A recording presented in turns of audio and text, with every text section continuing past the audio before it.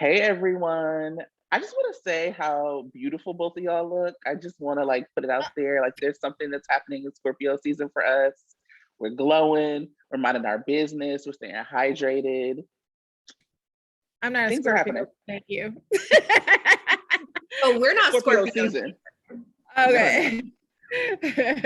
Is the Look at that. season for Look at that mystery. pillow behind Sandra.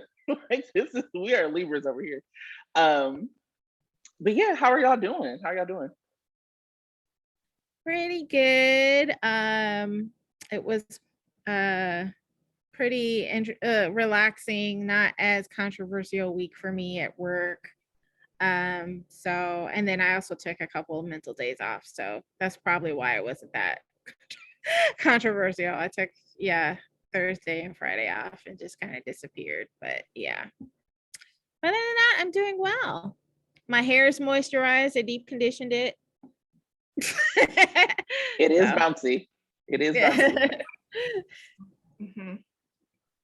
Sandra, how about you? How you doing? You know, I'm pretty good. I was like, oh, Tracy's gonna ask me about what my week was like outside of GH. And I was like really struggling. I'm like, what happened this week? I feel like that's my response every week. But I did remember I had a really good gluten-free pizza, which is never a word, never a sentence I thought I'd say, but Yum. I had pizza in a really long time.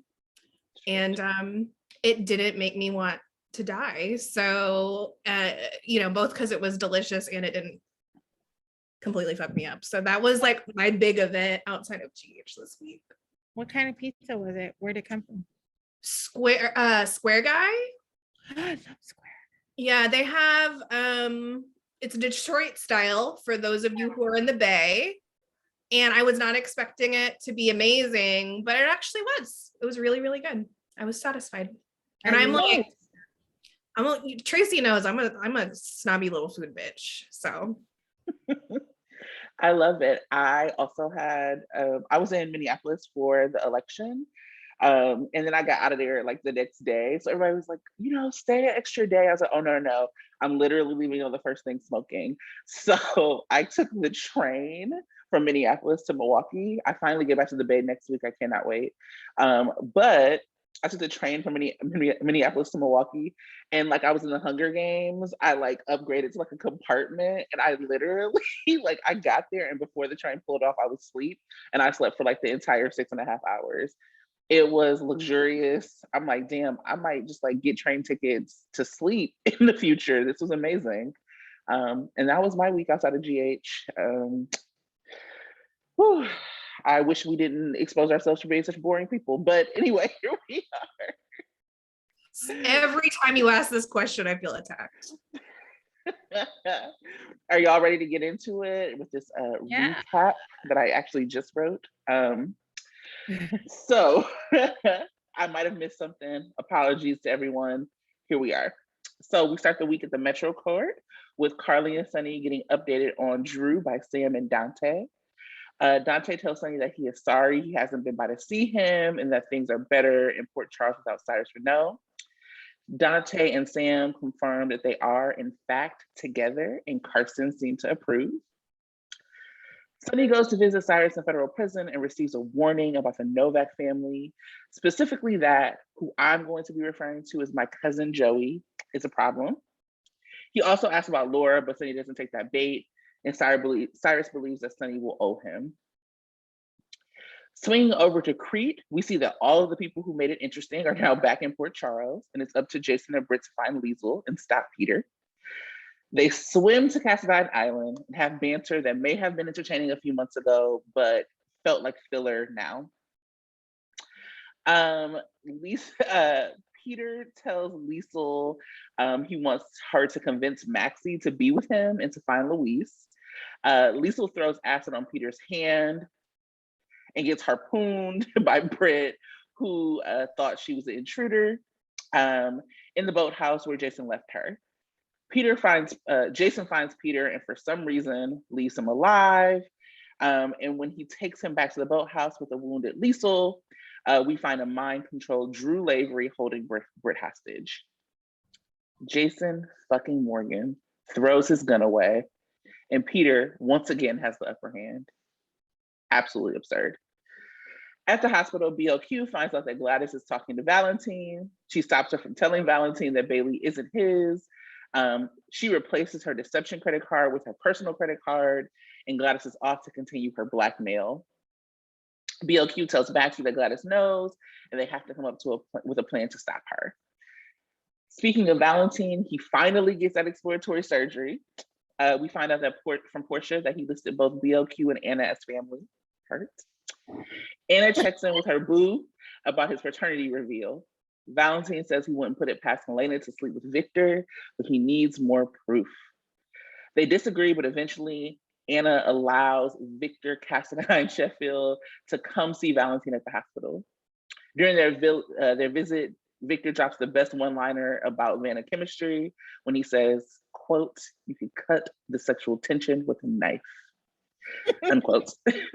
Victor agrees that Peter needs to be stopped, but says his location is his only leverage and he won't give it up to Valentine and Anna.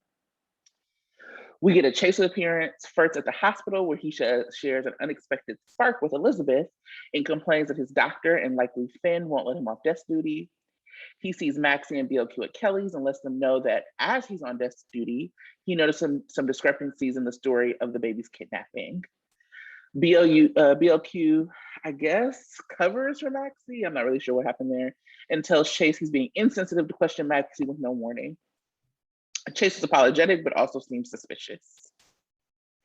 While Sunny is away, Carly has drinks at the Savoy with Olivia. They do a little Nina hating, and Olivia is defensive again over Leah.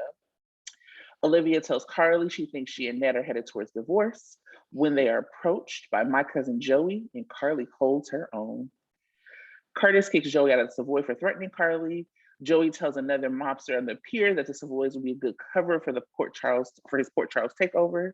And in comes Cat Daddy Snooper, who clearly has those hands because he beats the brakes off of Joey and puts him in the hospital. Sunny goes to see him in the hospital and basically takes credit. In that moment, Smike was gone and we got a full Corinthos. Portia is still suspicious of Cat Daddy and tells Elizabeth about it. Elizabeth, who clearly now moonlights as a sketch artist, helps confirm that the patient that skipped out on TJ was also the man asking about Curtis. She shows a sketch to Curtis, who doesn't immediately recognize him, but says he looks familiar. Alexis talks to Harmony at Camp Prison about her drinking, about Dawn of Day, and about family. Harmony encourages her to accept Nick's offer and go home. In the background of one of their chats, we see Esme, who just started her internship, confirm what we all knew. She is working with Ryan Chamberlain.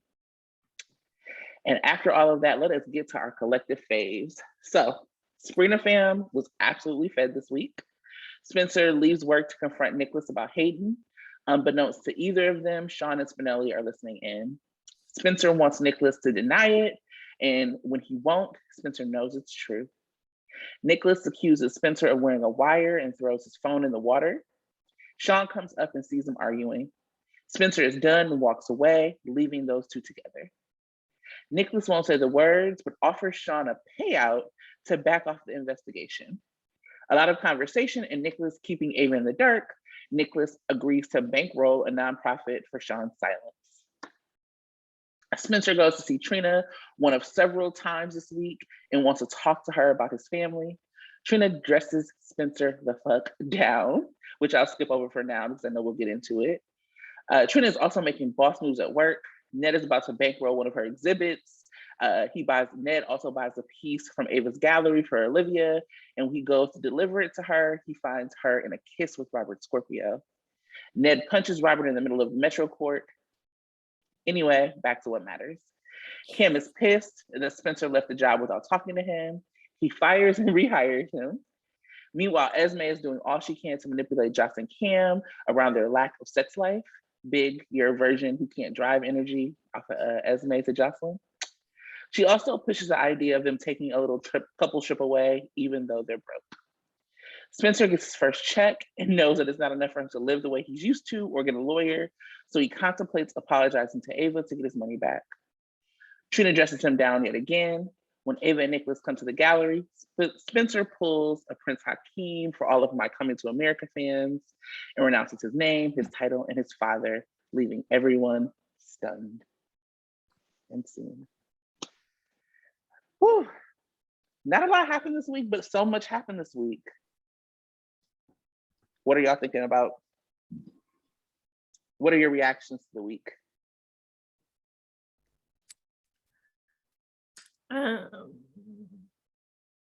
It's Audra. I love this week, obviously. It's good to know that those other things happened. I'm going to be honest, I'm mostly here to talk about Sprina. I won't lie. But yeah, I felt like it was a good early in the month of sweeps week. Like there are obviously things that are being set up for like the next set of story arcs and for the remainder of sweeps. So I'm clearly biased. I love this week. That's all I have to say. Got it. Yeah, I like this week too. I think there was a good mix of stuff happening around town and our favorite storyline, obviously. Yeah, I actually I did think it was going to be a little, just a tad bit slow, and then Friday comes with the bang, which it wasn't necessarily a cliffhanger bang, but it was definitely a satisfying scene kind of bang, so that was nice. Yeah, so without going into what was my favorite of the week, and maybe you want me to go ahead and give it to us. What's your fave? What was your fave? There's obviously, Friday was a big fave day for me, but I do want to give some shout out and some notice to the scene between Liesel and Brett. The actress it was just amazing scenes. It was funny. It was fraught with, I guess, suspense emotion, because I was like, oh no, Liesel's gonna die. Maybe she's not gonna die. But it was a great mother-daughter reunion. I love that scene. Also, I like that Tristan Rogers was back. What I don't like was I guess it's a personal opinion. I don't like how Olivia is still treating Ned. I think she should just let him go if she doesn't want to be with him. But I thought Ned was trying to be pretty romantic, and then she pulls that stunt, and I was just like, let him go. So yeah, but obviously the ultimate favorite scenes were between Trina and Spencer, and I will go into that more when I talk about performance of the week. Yeah. Sandra, what about you? I don't know. I know you all are in suspense. You have no idea what I'm going to choose, but I'm gonna have to go with Sprina. Spencer and Trina, especially, like, I actually had a whole thing prepared for Tuesday's scene, and then I was like, well, that can go later on the podcast or Twitter or wherever that ends up. I loved Friday's scene so much. It was so good. Trina reading the hell out of Spencer at a next level read, because there was like the lead up read, and then there was a I said what I fucking said read. And I loved how much the scene was both about Trina's power, right? Like and we'll of course talk more about performance later, but like the power behind Sydney Michaela's performance there was like, she was reaching into depths that we had not quite seen before. And I loved that also, that like Spencer trying to lie to Trina again and it just blowing up spectacularly in his face. And what was funny to me is that like Nikolas and Ava are having like parallel scenes where they're like, we want Spencer to lie to us. To them, like Spencer lying to them is like a sign that the situation's going in the right direction. but it really just means that it's about like compliance around his behavior. Like they want to be able to control him, and that's what they see as growth. And so I really appreciated that so much of this scene was about Trina being like, I can't tell you what to do. Like I can set you in the right direction. And like she gives him some examples of like, these are examples of your behavior turning around. But ultimately it was about him figuring out what he needed to do for himself. Like she didn't tell him to renounce his title. That's what he knew that he needed to do on an instinctual level. And there's been a lot of nods to Spencer's instincts the last couple weeks. Like he says he pleads not guilty because his instincts told him to. Sean repeatedly tells him to trust his instincts. And Trina tells him you need to be your own man. So I love how much Trina reading the hell out of him actually just like systematically dismantled him until the point where like he had to face his own truth and name it. So I obviously have more to say about them, but we'll save it for later. What about you, Tracy? Yeah, I mean, obviously loved everything that Sprina bought. You tweeted something, Sandra, that was just like spot on. You were like, I don't know what to say to you, City Michaela haters, because it has to be hard for you. It has to be embarrassing. It has to be difficult, because like our girl's on fire. To be honest, I'm thinking about that Issa Rae gift where she was like, "It's a me season." You know what I'm saying? So if you don't like me, sorry for you. And that's what I really feel about for Sydney Michaela, like just next level. And so obviously I was in shock about the Spencer like renouncing his title thing. I was like, oh my God. I actually thought they were gonna like drag that out a little bit more. And I will say that what I really love about it is that people are like, oh, Trina's gonna save Spencer. And actually it's not that. It's very much her being like, you gotta save yourself. If you're trying to be my friend, if you don't want me to be embarrassed by you and think you're a piece of shit, like you gotta figure this out on your own. And so I think that they just, again, super couple in the making, and like a next generation super couple, like one that actually, I mean, like you can hear Spencer being like, we gaslit Trina. You can see like her being like, you're privileged, you're this. Like they are actually leaning into like what we know Gen Z knows. And so like that is really important. But for me, aside from that, I do want to also point out, I do think it was a little out of place, but I didn't care, which was the moment between them at the hospital. I think that I was saying that I actually think that what is happening, and we might be talking about this in the behind the scenes stuff, is that there's some shuffling behind the scenes. And so they have to like stick new stories in. I was on like a Instagram live with Marcus Coloma and Maurice Bernard, where they were like talking, and they said, Maurice Bernard was like, oh yeah, we filmed something today that's gonna like break the internet. And people were like, oh, when are we gonna see it? And he was like, maybe next week. And I'm like, that's not really y'all shooting schedule, is it? So I actually think that that might have been like a drop-in scene, that they were just like, people want more Sprina, let's do it. But the drive-by read of it all from Sydney Michaela, like from Trina to Spencer, when she was just like, oh yeah, you're not rich, your daddy's rich. See ya. Like it was just perfect. It was, you know, like that was like the only scene they had that day together, and it just blew up the internet. And so I do want to just talk about the power of that like she is that girl, whether she's on screen, whether she's off screen, whether she gives you a 10-second clip, whoever it is, Trina, Sydney is that girl. And as you can tell, we stand. Yeah, another thing I noticed about that scene was it was also kind of because he drops different little hints about how he's thinking about Esme and how he's comparing her to Trina. And when he asked her that question, like, you liked me before you even knew I was rich. Again, that's a comparison. Like for Esme, it's all about his money and how he can help take care of her, and how he can get his money back. And he was just saying, you liked me even before you knew how much money I had. So you're someone who just likes me, without the money.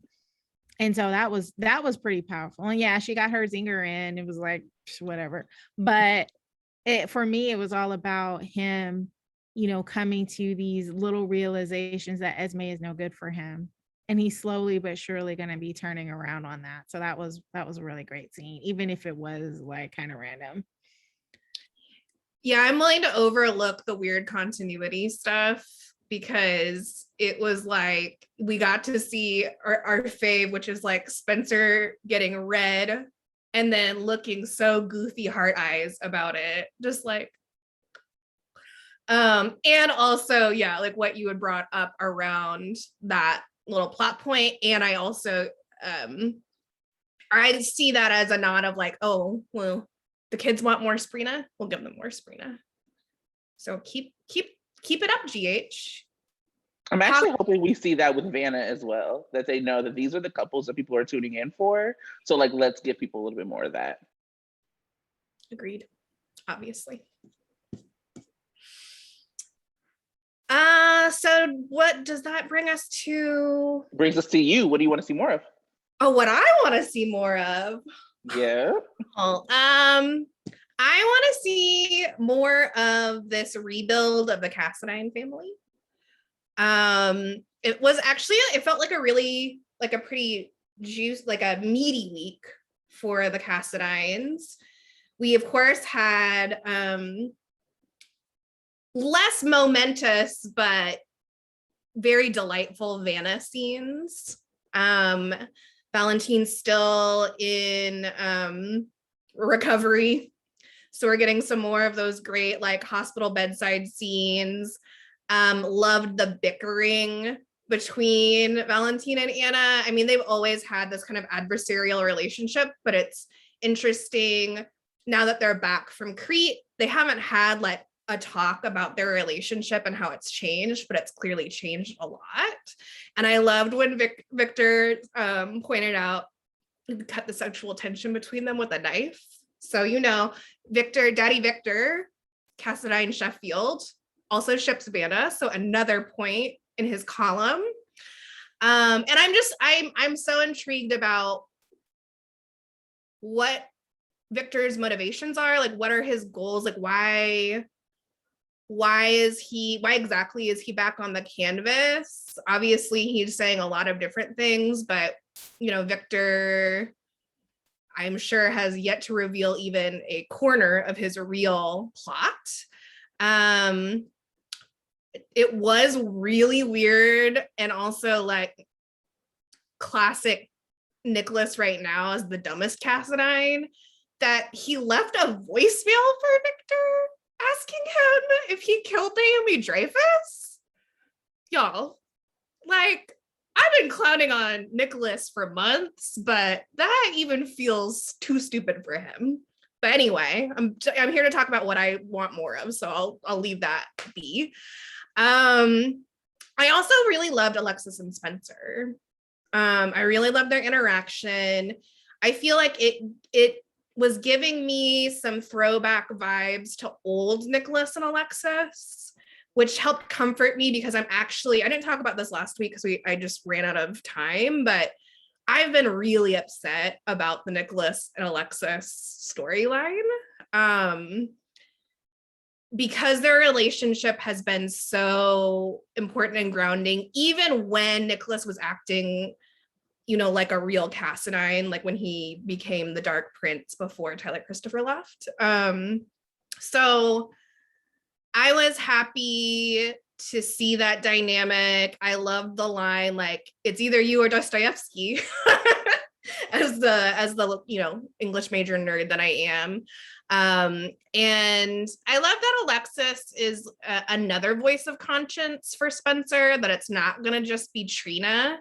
And especially since she's getting out of jail, I actually am really interested to see if we'll see more Alexis and Spencer, since they're like the two Cassadines that have denounced being Cassadines. And I also liked how she's got her sights set on Esme more now, and I wonder how that will play out in the future. So I'm excited. I'm also strangely excited for Alexis to be out of jail, even though I have complicated feelings about Nancy, but always. But I'm ready for her to be out of jail, but I hope that her and Harmony's relationship continues because I ship it. I ship it. I ship it. I ship it. I'm not sure if they're trying to have chemistry but they definitely do. Like, I'm like, is this actually happening? Because if not, it needs to happen. We need it. We need it. The canvas needs it. We need it. For me, what I want to see more of is like interactions between seemingly unrelated characters. And I've talked about this a lot, and we talked about like how COVID like took some of that away from us, where people couldn't just be like in rooms together. And now we are seeing more of it, like where if you remember like the Savoy scene, when Portia came in talking to Curtis, you could still see Olivia like drinking in the background. Like, I think for soaps, that's like a very important interaction, and having people who you wouldn't know, like Trina and Ned, you know, like that is something that I didn't see coming. Like, that's really an important interaction to have. And so I'm hoping, as we, you know, have a vaccine mandate, and people are, you know, doing their thing, that we see a little bit more of that, because that's such a cornerstone of what's supposed to happen on soaps. And I also hope that that does not just become the Savoys, because that means that we probably won't be able to see the teens there. And the teens really have helped the adults, to be honest, shine in places that they haven't been that interesting. So I think that there's like a thing that people say that there's too many characters on GH. Like, we say that, I hear that all the time. And I actually don't think that that's true. I think that the characters are too like contained away from each other, and we need more intersection. So I'm hoping that like Trina's like art gallery situation like becomes like somewhere where we see a lot of characters interact. And like, again, like the Savoys, Kelly's has been like a place where we're seeing more of that. So like, I want to see Spencer, the, you know, townie, like serving more people, and like having that interaction with them. So I think that's interesting. I also think that Spencer should pick up another job. Like, again, where's Brando? Like, okay, you work at Kelly's part-time, and then like go learn how to fix cars and work with your cousin, you know, whatever it is. Like, we should have a little bit more of that. And then I'm looking forward to seeing more Trina and Esme interactions. So far, Trina is the only person that Esme hasn't really been able to manipulate. Like, we've seen her manipulate, obviously, Spencer, play him like a fiddle. We've seen her manipulate Joss and Cam this week. So I'm interested to see like what more she does with Trina, because Trina has been able to clock her from the beginning. And actually, if Trina's not like reading Esme, she's ignoring Esme. And so I'm interested to see like how, I think that they're going to actually have some conflict upcoming, because you saw like Esme saw Joss call Trina, and so she knows that that's happening. And I don't know if the preview is right, but like the preview makes it seem like Spencer is like telling Esme, like, I renounced my title, Trina was there, kind of thing. So I think that's important. And I also really appreciated that Cam, even though I know he's mad about Spencer leaving work, I appreciated that when Esme tried to go on Trina, he was like, hold up, no, that was your man. Because I'm really invested in Cam and Trina remaining friends. I really like their friendship, and so I'm invested in it. What about you, Tanya? Yeah, I mean, as far as, I mean, speaking about interactions, another interaction that was, I thought went well, was the interaction between Ned and Ava. There was a tweet about how, I think, talking about how much fun they had that day and how they were laughing together. And I don't know that I don't recall seeing Ned and Ava interacting very much. So that was also a treat, not to see, you know, Trina with Ned, but also Ned and Ava, and almost like they had a little bit of chemistry there, which was nice. But then, you know, she has chemistry with everyone. So so that was nice. I'm really intrigued now about this cat daddy walking around stalking and beating folks up, because that makes it even more interesting. Not only is he just like a nosy family member, apparently he has some mob ties. And if rumor has it that such and such is out, we might have a new enforcer on the scene. And so that was pretty interesting. And I want to know more. I want to know, like, what is his history, and how come Curtis doesn't recognize him? I saw Elizabeth using her drawing skills, and you know, I don't know if she actually has done a lot of drawing for PCPD, but I guess so she did that drawing skill, and then she, Portia showed it to Curtis, and Curtis was like, I don't recognize him, but he does seem familiar. So maybe he's come across him in some sort of capacity, working in with the police or something in crime, or as a private investigator, but he doesn't recognize the man. So I don't know. Did Curtis ever know his dad? Ever see his dad? He hasn't seen his dad since he was a very small child. Yeah, so he only has vague memories of him. Okay, so that means he's somebody to Curtis in some way that Curtis just doesn't recognize. And so I'm really curious. I want to know more about his background. I want him to be more than a skulker or stalker, but that was neat that he had some interplay outside of Curtis. Like there was something going on. And so I'm curious about that. I also I enjoyed seeing Gladys being a blackmailer, and her being funny and in the mix. So I kind of want to see a little bit more of that. But I'm seeing that apparently Maxie and BLQ have some plot. So I'm like, okay, what's the plot? But then we also know that Peter's supposed to die soon. So I'm just like, I kind of just want to know what the interaction is. And I think I want to understand what, because I feel like Peter's death is going to be some huge mystery, like some huge like who done it. And so, but I need to understand the more of the who done it, because right now, I mean, we know that there's some different plots going on, but I'm hearing that there are certain cast members that are part of the whodunit, which I don't understand why they would be part of the whodunit. So I need them to play that up a little bit more. Yeah. So what do you guys want to see less of, Tracy? Speaking of fucking Peter, just kill him and congratulate whoever did it. We don't need a mystery. We don't need anything. Good riddance. And typically we don't really talk about actors on this show and their performances. Like we I think have done a really good job of sticking to character, but I'm gonna talk about it. He's a cartoon. It's not good. It's just not good. And it's laughable. And it's actually like rude. Like having Jason fucking Morgan not be able to kill this dude is disrespectful to all involved, and I am involved. Liesel only putting acid on his hand. Liesel? You talking about Liesel who tied him up in a cabin and was about to torture him to death? Only knew to put acid on his hand? It's just too much. This dude, he does not deserve to be like the villain that they've allowed him to be. Somebody who was like evaded the mob, somebody who's evaded the Cassadines, somebody who evaded Valentine and Anna. It's just not realistic. Cut it. We're done here. It's over. I'm tired of it. And he's not good. So, and there's a way to be like theatrical without being bad. Like we see that with like Victor.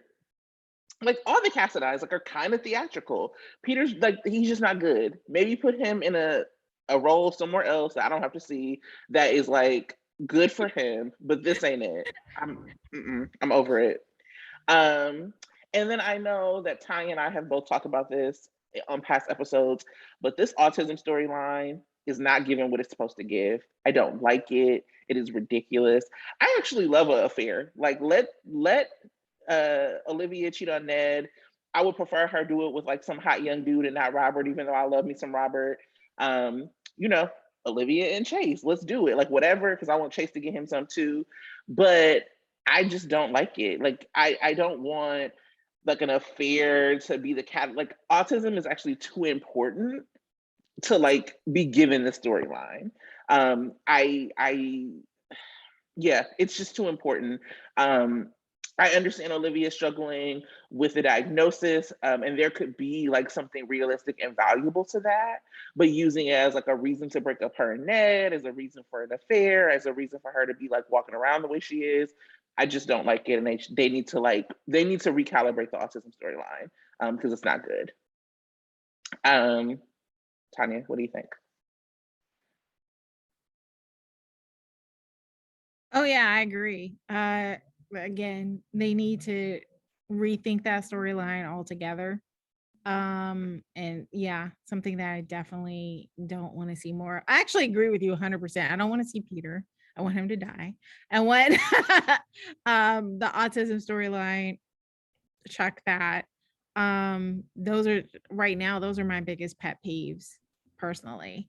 And so hopefully we can move on, or they just do better by it. Get like, some expert on autism and have them help you with the storyline, because it's just not, I mean, and they know how to do stuff. I don't know why they need a expert, but it's just weird. I don't like how they're using a really important issue in such a way. It deserves a lot more thought.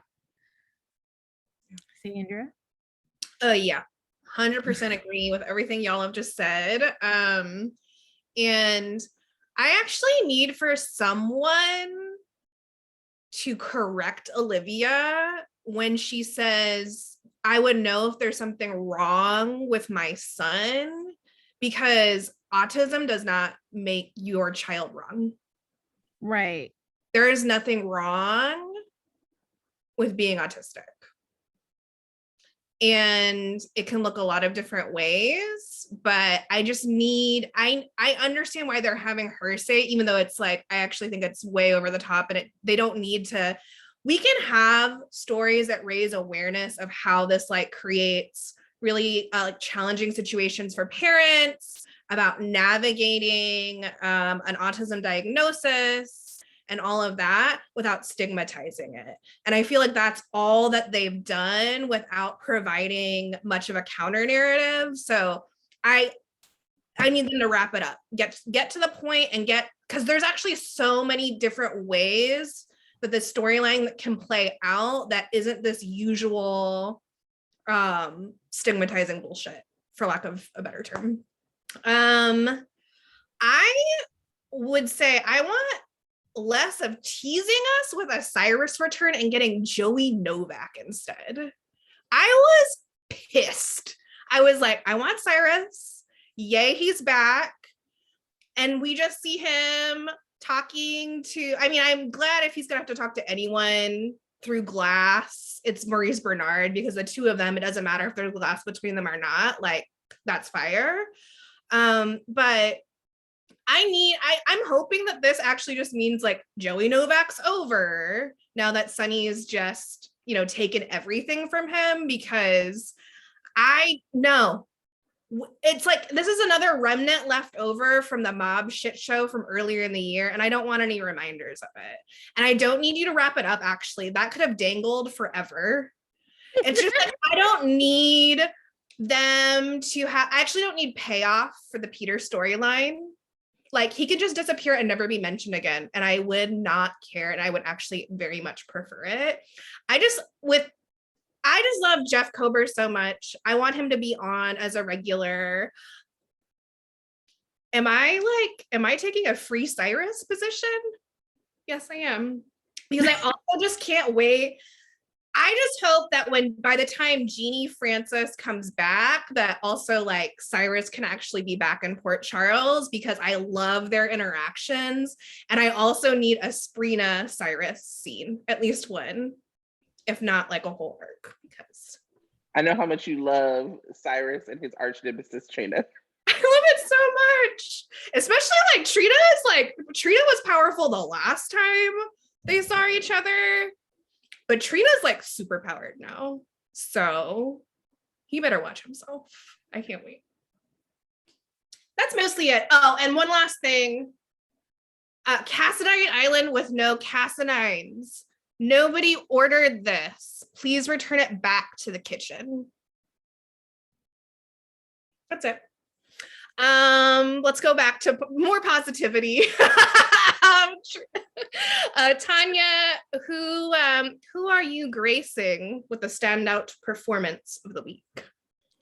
So I was totally before Friday going to give it to Kathleen Gatti for Liesel getting, shot and having her scenes. I mean, that was hilarious. I mean, she definitely has some great comedy chops. Her and her interaction with her daughter was great. I loved it.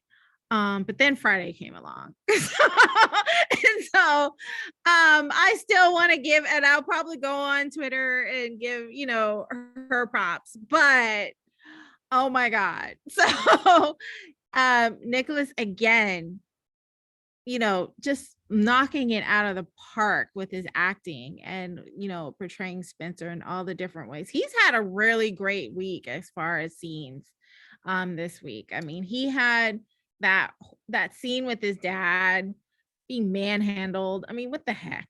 Just like, oh, I had to do, and I rarely do this with, Nikolas, because the character, because I'm, just a fan as bad as he wants to be, but that was horrible parenting, horrible.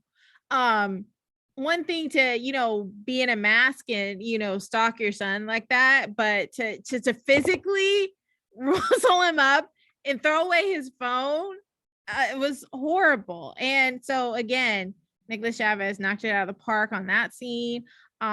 His scenes with Trina, again, amazing. He admitted to being selfish and spoiled, but then was when, Trina just read him for the filth that he's been acting as.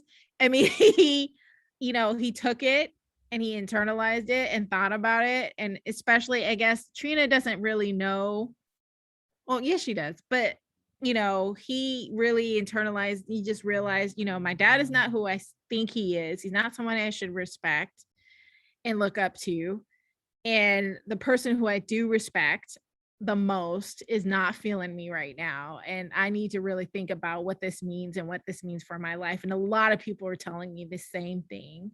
My aunt, and probably, Grandma Laura over the phone, just like telling him all this kind of stuff. And so all the emotions that he's gone through, the different changes, the acting out, really great, knocked it out of the park. And again, Sydney with Trina, all the great scenes that she had and just dressing him down.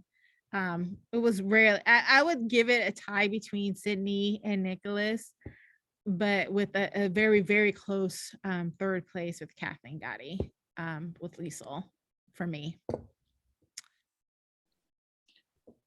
It was perfection. So good. I'll also say that I wonder if I've been wondering, I've seen on Twitter people wondering if it was improv when he took her hand at the end, because it was like a kind of like hesitant, then he grabbed it.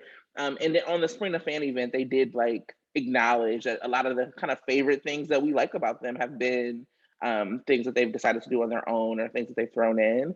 So these kids just have it, like they just know, and it's really, really good.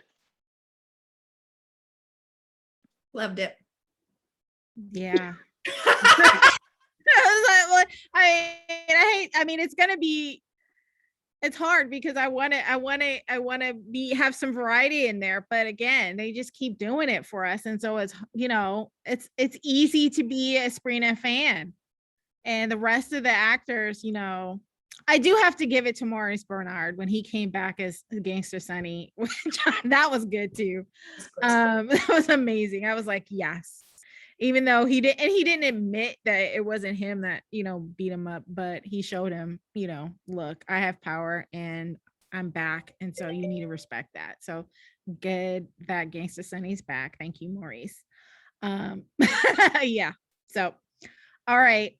I'm looking forward to this deep dive that Tracy's going to do around Jason and Keisha. I think I actually I was starting to watch General Hospital around the time that Keisha was in on the scene, and I was kind of rooting for them. Now, this was Jason before he became Mobster Jason. So remind us, Tracy, what was going on with that? I love the Sandra centering herself. They're just like, I love it. Bringing back a lot of memories. I wasn't watching then. So this was, these are all things I think are important to name. I wasn't watching at this point.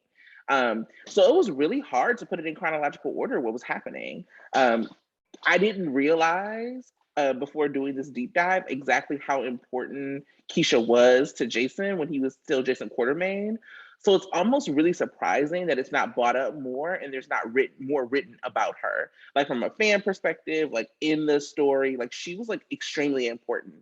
Um, it, she was actually so anyway, I'll say that the erasure was like actually really real. I think about in 2011, Jason had a surgery, if y'all remember, where he got all his memories back like pre and post accident because like he had gotten amnesia again. And so they had him flash through all of these women in his life. So it was like Sam and Elizabeth and Carly and Robin, but not Keisha. And I thought that was really interesting too after like doing this deep dive. So anyhow, Jason and Keisha had their meet cute in 1994 at the nurses' ball. They bumped into each other on the dance floor and had their first conversation while dancing. She actually had an upcoming tennis date with AJ, but clearly she had the chemistry with Jason.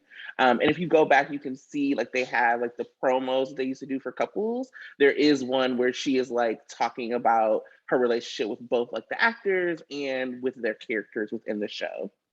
And so if you really think about like the long-standing kind of like AJ Jason rivalry, where Jason is considered to be perfect and AJ feels inadequate, Keisha is actually the last piece of that before Jason Quartermaine becomes Jason Morgan.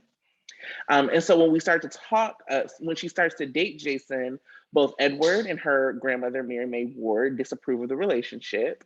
And Keisha thinks immediately the Hughes don't like her because she's Black. We later find out it's because Mary Mae and Edward had a romance back in the day and had a son. So if you remember Justice, he was Keisha's cousin on the Ward side, obviously. So in a relationship, Jason and Keisha go to Paris over spring break because they're rich and they can do that, or at least Jason is. And they have their first time, was each other's first time. And AJ still carries a torch for Keisha, but she and Jason were in love. And so during kind of the fateful car crash, when Jason lost his memory, he started pulling away from Keisha. He was angry and aggressive towards Keisha. And that was like really, some of those scenes were really difficult to watch. Because I think that there's like a thing, somebody said this, it was Nisi actually on Twitter, and I've been thinking about this a lot when it comes to like Sprina and the way people talk about them, which is that soap tropes are important for when we watch them, but they actually don't hold the diversity of what soaps are for people of color, especially Black women who are on them. And so like, yeah, of course, soap tropes, but like actually having this like white man speak to like Keisha, like a Black woman in that way was actually really triggering and like difficult to watch from this character who is beloved, and to know that it wasn't like brought up again as like a problem that he did it. And so this is also when Sunny starts like Jason starts working for Sunny, which is kind of like the final straw between him and Keisha. So like you could also see in some of the scenes before Jason like kind of dumps Keisha, like when she tries to kiss him, and like he gets overly aggressive with her and is like, "Isn't this what you wanted?" It was just like very 90s soap opera, and actually deserves a retcon, in my opinion. And it also is the beginning of like the Jason Robin love story. So it basically like he breaks up with Keisha because he's no longer Jason Quartermaine, he's Jason Morgan now. And then he starts getting with Robin because Robin accepts Jason Morgan and is obviously like really close to Sunny. And so Keisha goes on, and this is a whole nother deep dive, so I won't go into it, to date AJ. And if folks remember the like Jason Quartermaine story of the accident, Ned is the person who takes responsibility for the car accident at first. Nobody knows it wasn't Ned because AJ was drinking during the accident. And so when it comes out, that also causes a rift between AJ and Keisha. Keisha's also around for AJ and Carly. So like I said, all of that like deserves a deep dive in itself. And she is part of like the sorority of women AJ and Jason have shared, which includes Courtney, Carly, and Elizabeth. So that's what I got for that deep dive. And I thought it was like really relevant in the wake of like all of this conversation about Sprina. So I have hella to say, but would love to hear from y'all first before I go into that.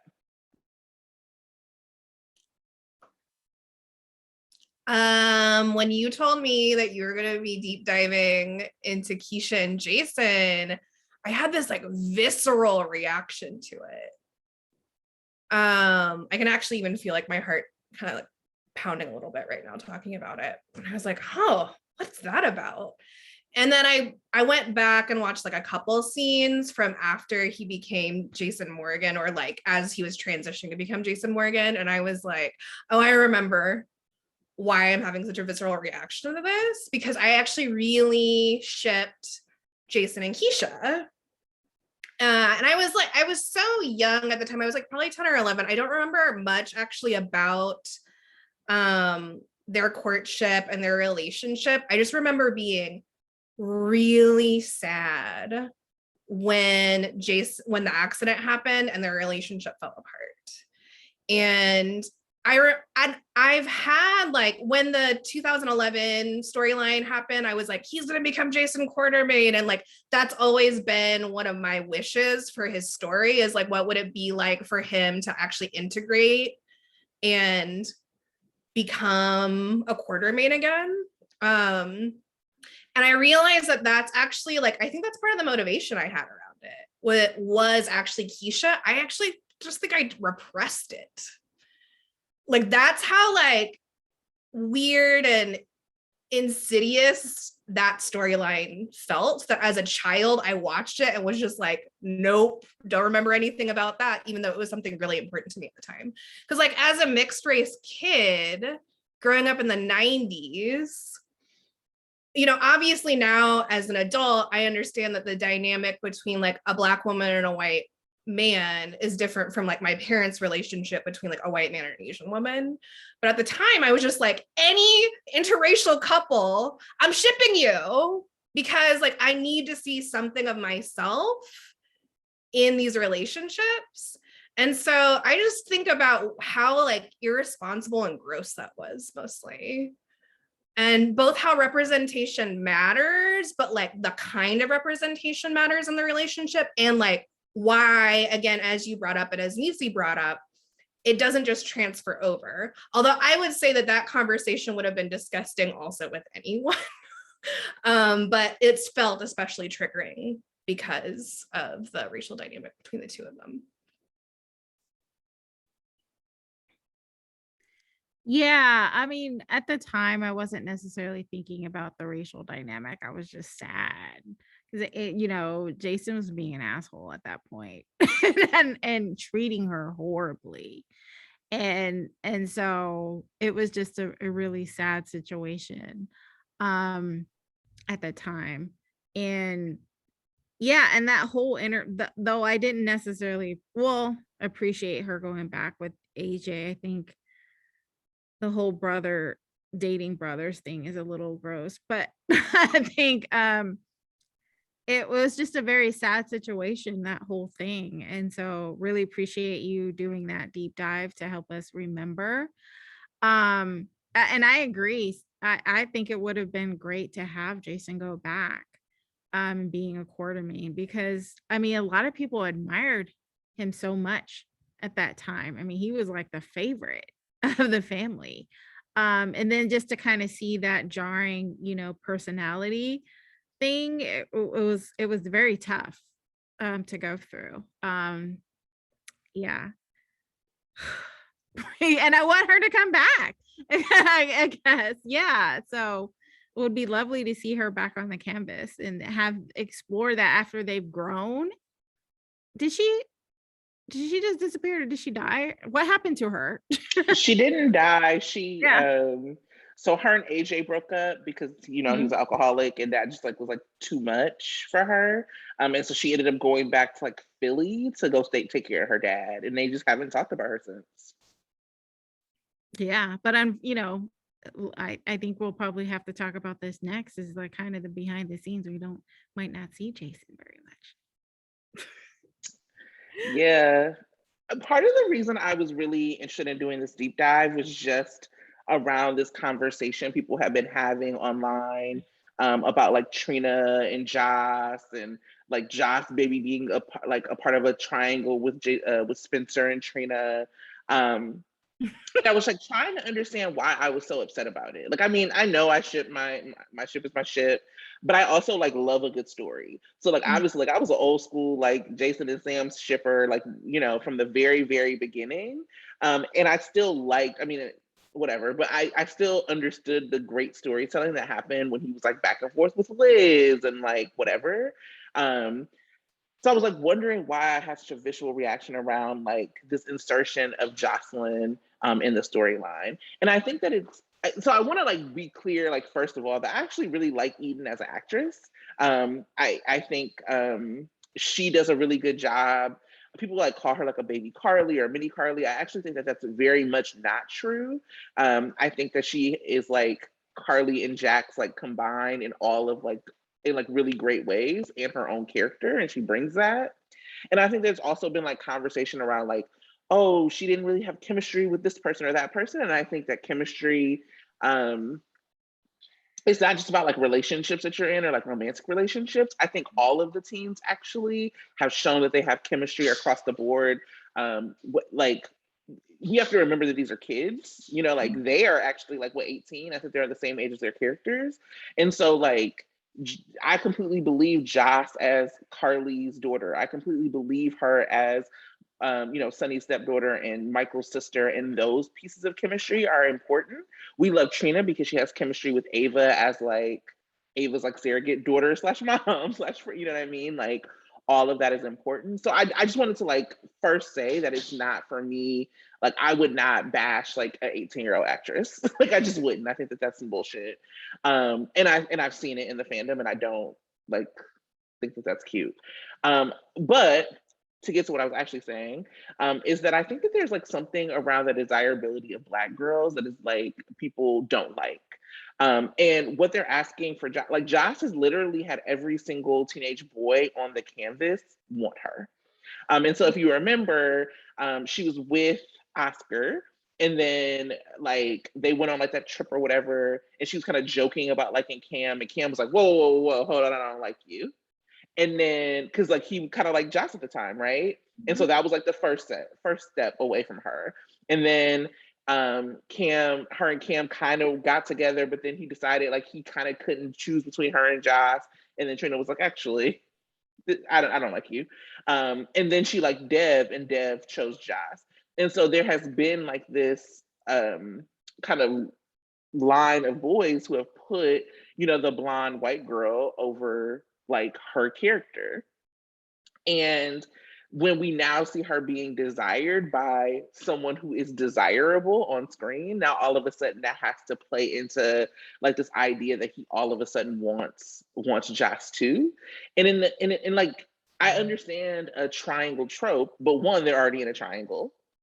Two, again, this is not about that. Like when you're talking about bringing in characters and doing it right, so that people see themselves on screen, it's not going to be the same trope as like two white girls who are friends. It's going to be really, really different, and it should be. And I just feel like that's really important to say as people are, you know, being racist with that bullshit. But I'm just like, why can't they be in a relationship first? Why are you trying to throw in the triangle? Right. Let them have a fully fledged relationship and let it be at that. I mean, yeah, exactly. They've kind of flirted with the idea of Trina being with other people, but that goes away. And it's that I think she needs to be able to have this relationship on her own without throwing anybody else in the mix. And yeah, so I totally agree with you. Yeah. Yeah, and the implication of throwing Joss in would be that Spencer questions his feelings for Trina and is distracted away from her by Joss, which feels like the implication is that Joss is going to win out on the triangle. Like that's the way that it would be set up. And it would also just undermine everything about Joss and Trina's relationship when Joss has said over and over again that Trina is the most important person in her life. Not Cam, Trina. And she says that, and she shows that with her actions. So again, I don't know how you can be a fan of the character of Jocelyn, which I am, and think that that's a good character move for her. It's not, and it also would also make her a target for like, it doesn't add anything good to her character. And I'm actually really excited for the storyline that she's in now. And I want to see that play out as someone who is a fan of Jocelyn, who is a fan of Trina, and is a fan of their friendship. Mm-hmm. It's also like, love triangles are lazy. If that's like what your go-to is for drama, that's actually pretty boring. And I think outdated in the way that like we could not and shouldn't have a love triangle like Jason, Sam, and Liz ever again. It's just not of the time. Say more. I think that fighting over, like, two strong women fighting over a man is not, like, especially strong young women, is just not it anymore. It's not interesting. And I think it's also like some of my least favorite interactions, like fan base interactions, are between like folks who are still wrapped up in that triangle. And I actually like, enjoy people's perspectives on all of those sides outside of that triangle. But when they start talking about that shit that happened in like 10, 20 years ago, I'm just like, I'm gonna have to bow out, y'all. Story, like, I don't care about y'all's fight over Jason's dick. And it made me less invested in all three of those characters, actually. Like, it was a ratings grab and it was interesting, but it actually destroyed a lot of aspects of those characters. So I don't want that for the kids either. And so again, like stories that center these old white tropes that worked back in 2000 for an a mostly white cast don't work. They're unoriginal. And what I actually like about the triangle right now between Esme, Spencer, and Trina is that it's not even a real triangle. Esme is not really a part of the triangle. She doesn't actually care about Spencer. Mm-hmm. And like, Spencer is not choosing between Trina and Esme. He's choosing between his legacy and his family curse and Trina. Mm-hmm. Yeah, I would add too, and I know that you wanted to see a little bit more of Esme interacting with Trina, but I kind of don't, because I want her to stay, like, I don't want her to be in the mix of Spencer and Trina. Like, I don't think she has value to add in that story. I think she's more of an obstacle than anything. And for her to be actively interacting with Trina, then that kind of puts her more in the mix than I think she needs to be. I think she's kind of really focusing on camera right now. And I think that's where the writers are kind of gearing her towards that, as her interaction between Joss and Cameron. And I actually kind of want that energy to stay there.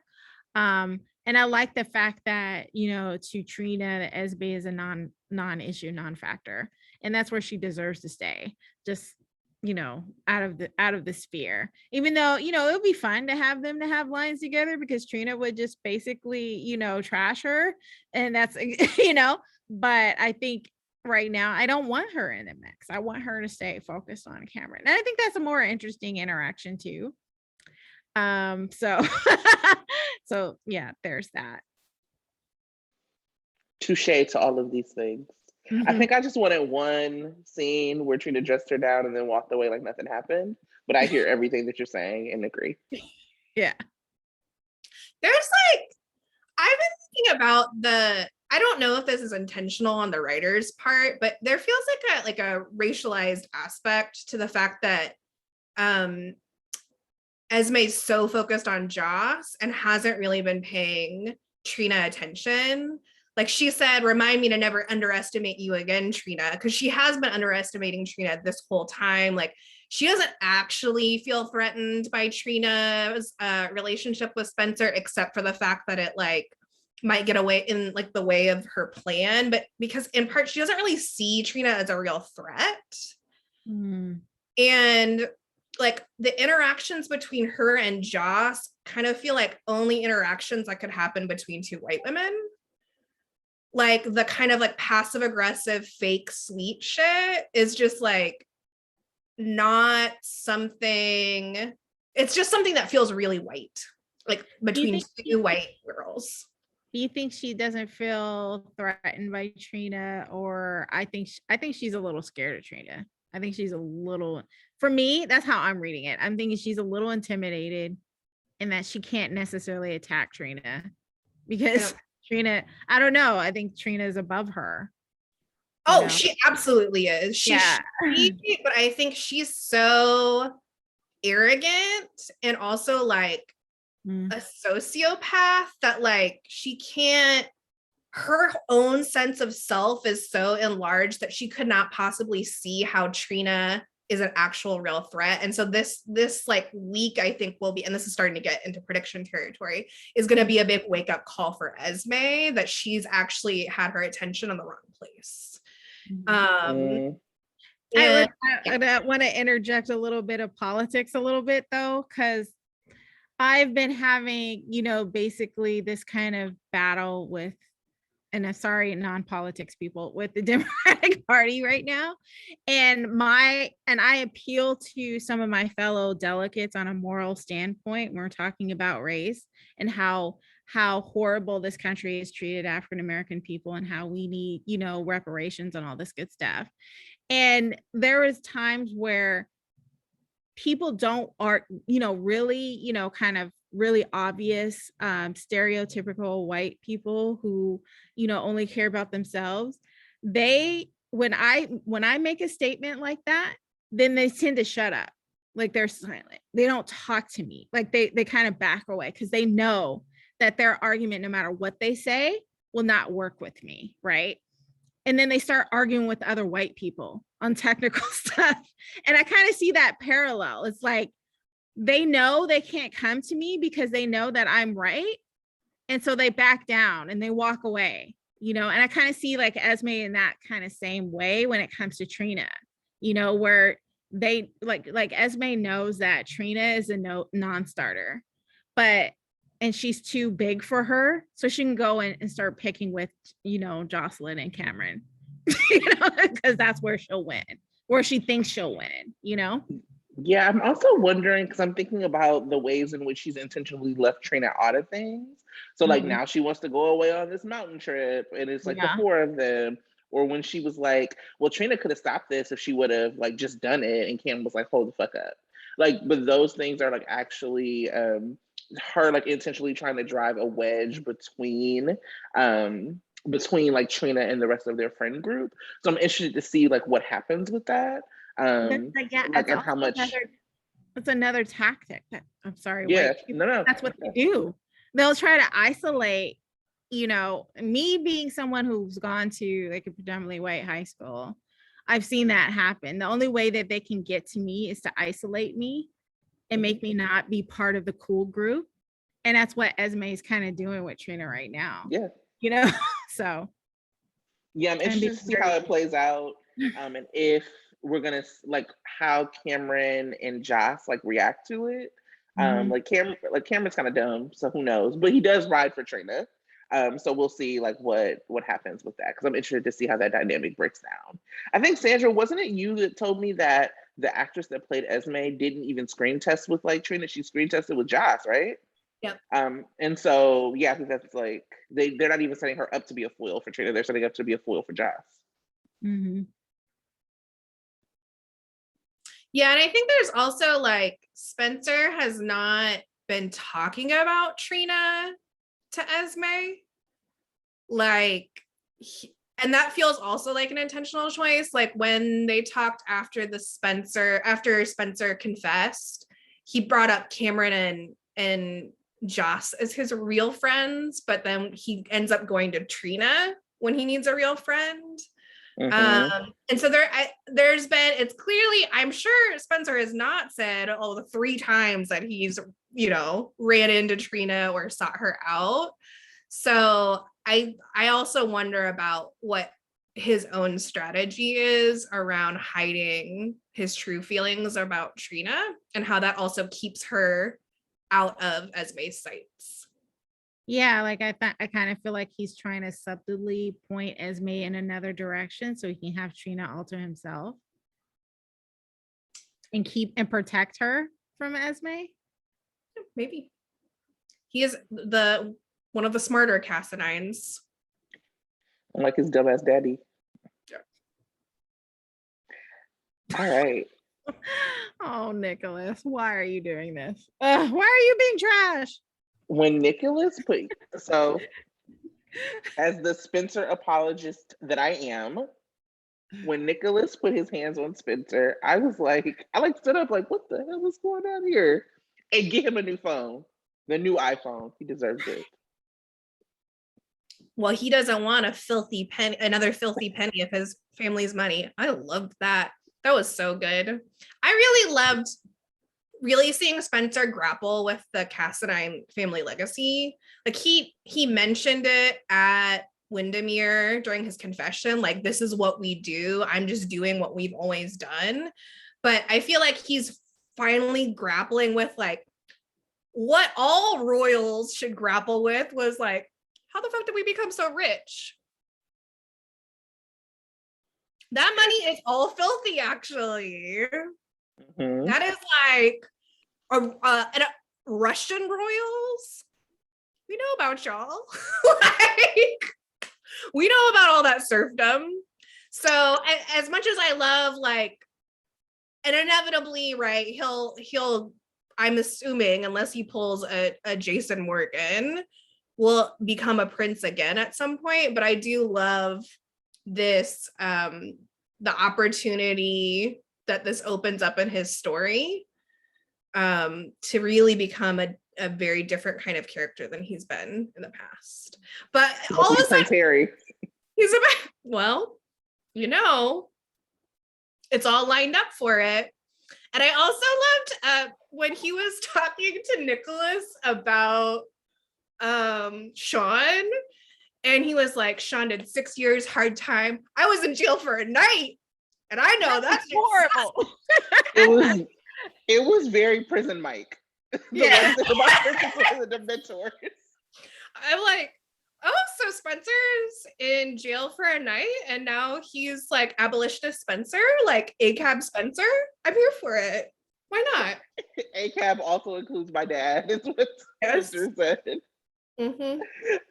Also, I know we're talking about it so much, but the goodbye Nikolas piece was just goodbye Nikolas. Goodbye Ava. I said, oh, that's not your daddy anymore. And he's also now an orphan. So what is his last name gonna be? Is it gonna be Spencer Matthews?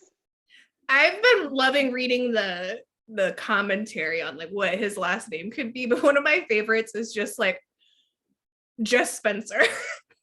What? No last name, just Spencer. Yeah.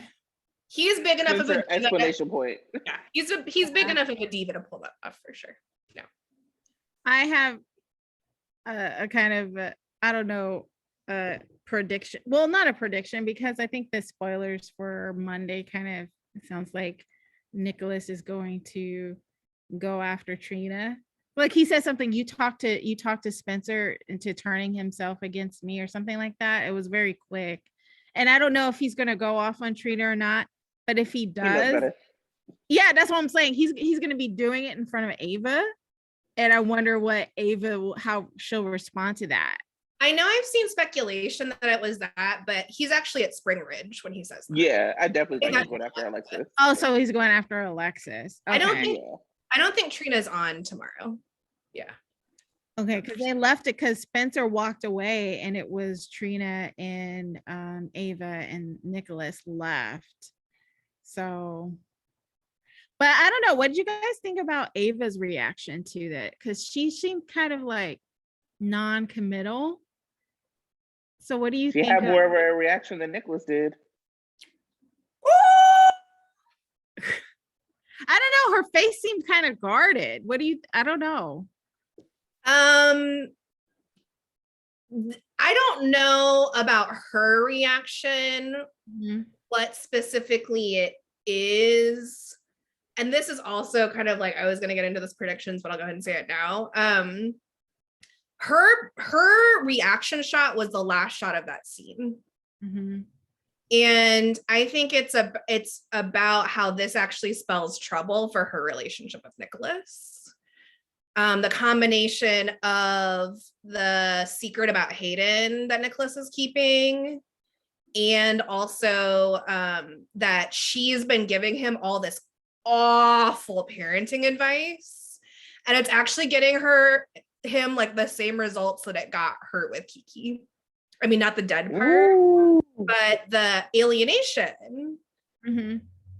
Because that actually was like par for the course in a lot of ways between Ava and Kiki since they were on the show. Like they had a good relationship before the show, but when they were on the canvas, that was like constantly their dynamic. So I think Nikolas, it's going to cause a lot of tension between the two of them. And it's also stupid that he's like lying. Like he could have told Ava he did that shit. She wouldn't have cared. And like using like her art gallery, like she's gonna be pissed. I do think that is has been really interesting. So let's talk about some behind the scenes stuff, and then we can get into some rapid fire high stakes. So vaccine mandate in effect November 1st on GH, only daytime show with a vaccine mandate. Shout out to Mickey Mouse. Rumor has it that we have a couple people out. So the first one that everybody kind of thought was going to be was Ingo Rademacher. He's constantly posting. And I mean, a lot of times, like I said, we don't go after actors, but we announced on the first episode of this show that Ingo Rademacher is our enemy. So whatever. Fuck him. But so like there was an assumption that he was out. He actually posted right before we started recording on Instagram a picture of him with the Patagonia looking out at the mountains, talking about his health, his choice, or some bullshit. And the other like rumor, the other rumor that we're hearing that has not been substantiated anywhere is that Steve Burton is out. It is all rumors and speculation. I don't know what's exactly happening because it was like some Aaron Rodgers vibe rumors where he like maybe told people he was vaccinated, but he wasn't. In any event, the rumor is that Steve Burton is also out. So what do y'all think about that? Like, what do you think about the mandate? How do you think it might change the canvas? Like all of the vaccine opinions y'all have. Well, I had assumed that Steve was vaxxed because he was kissing on Laura Wright and was kissing on Kelly too, right? So, or both Kellys. I don't know if Kelly Monaco was already done with him before vaccines. But like I just assumed that he was. Like if you're kissing on people on the show, I'm just assuming that you've proven that you've been vaccinated. So I also just feel like, why was he able to, if that is the case, like why was he able to lie about that? Like why was anyone able to like say I'm vaccinated and not have proof of it? That feels icky to me. But I'm excited. I'm excited for anyone who is unvaccinated to no longer be on the show, whether that's Steve Burton or whoever it is. I mean, obviously it's Ingo, but both because it just creates a happier, healthier environment for everyone, the cast, the crew, everyone involved. And I hope that it also, with that, I hope that they can continue to take COVID precautions, which I know that they will because of the state of California. But I just hope that it also allows for more flexibility, if that makes sense, for transmission rates and et cetera, so that we can see more people interacting with each other. Yeah, I think it will make some interesting storylines. I've been seeing a lot of photos of Ryan Lavery with with Sunny and Carly.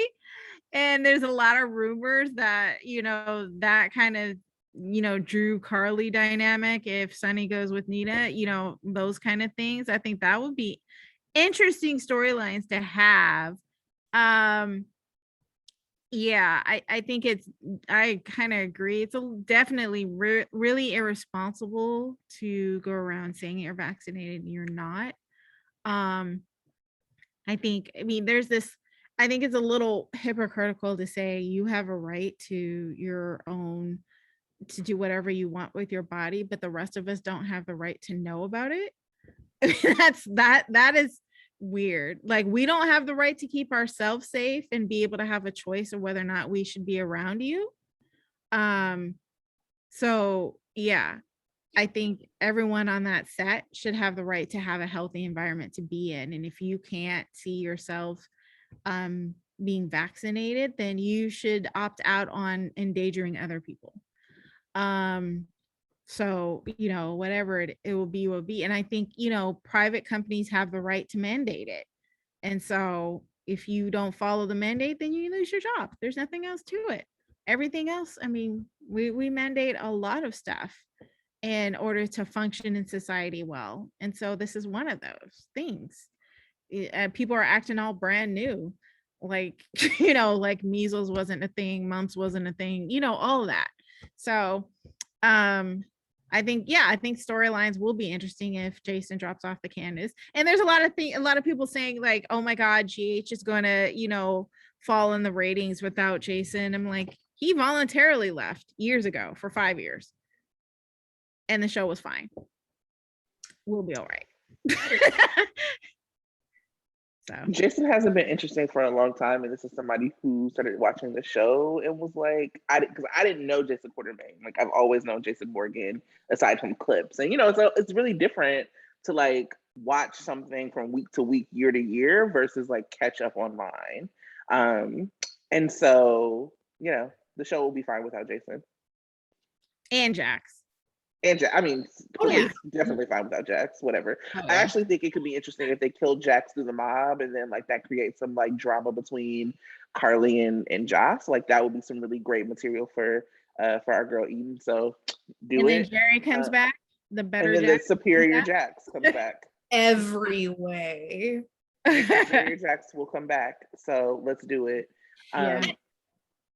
I think that freedom does a lot of heavy lifting and some like vocabulary for people, because it's actually not, we're talking about like your job, we're talking about a private entity. We're not saying that the government is like, in order to walk down the street, period, you have to like have this shot. We're saying in order to work here with these people and do this thing, you have to be vaccinated, because we're talking about public health. And you cannot individual decision your way through public health. People are dying. People are sick. People, like this girl I went to elementary school with, like has been documenting on Facebook her long COVID. She, I think, is on like day 340 and just went back to the hospital yesterday. Like, this shit is not a joke. It's not just death. It's all of the things associated with it. And because like you don't know how to fucking read, like talking about doing your own research. Like, people are out here listening to Joe Rogan over Dr. Fauci. I have no time for it. Bye, Ingo. Period. Bye, Steve. He already did that racist shit before. So, and if people don't know about it, look it up. All you gotta do is Google Steve Burton racist. And he did some racist bullshit before. So I'm not really tripping on it. Bye.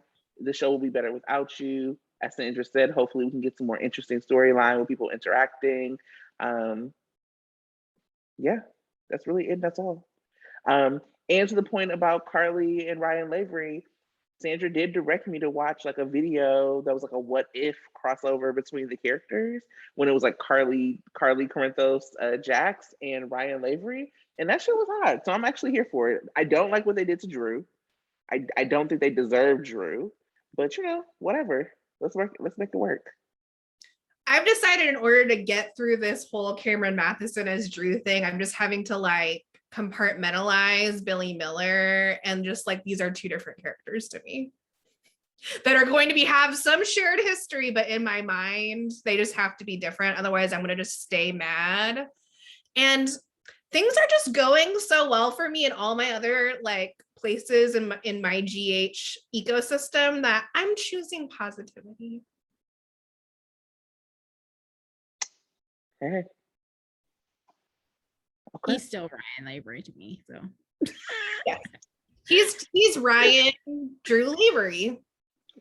And that's how I'm going to get through this storyline. They might as well make it official. I mean, he's on Cassadine Island. He's being brainwashed. Let's just insert the DNA of Ryan Lavery into Drew and have it be done. Get in your little disk drive of memories. Got a little Ryan Lavery in there.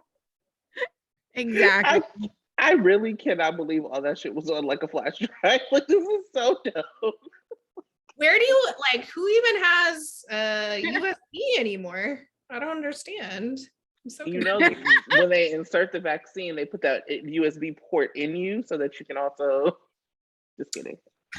Right. Let me not get this flag for like false COVID information. People are gonna believe you. Sandra was not amused. She's like, no, don't do it. It's a long couple of years. All right, here, before we get into predictions, let's do our rapid fire hot takes. Any hot take that you had that we didn't drop in the other section? Which I got. Well, I would like to point out that we predicted, or we talked about Esme bringing the sex to Cameron and Joss, and basically that's what she's doing. So shout out to us for predicting that. Yes.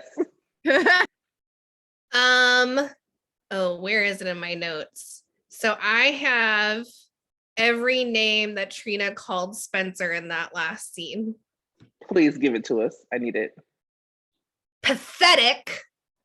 Nothing more than a spoiled child of privilege, a liar, a money-grubbing little phony, a mess, a selfish idiot, and finally, no one I want to know.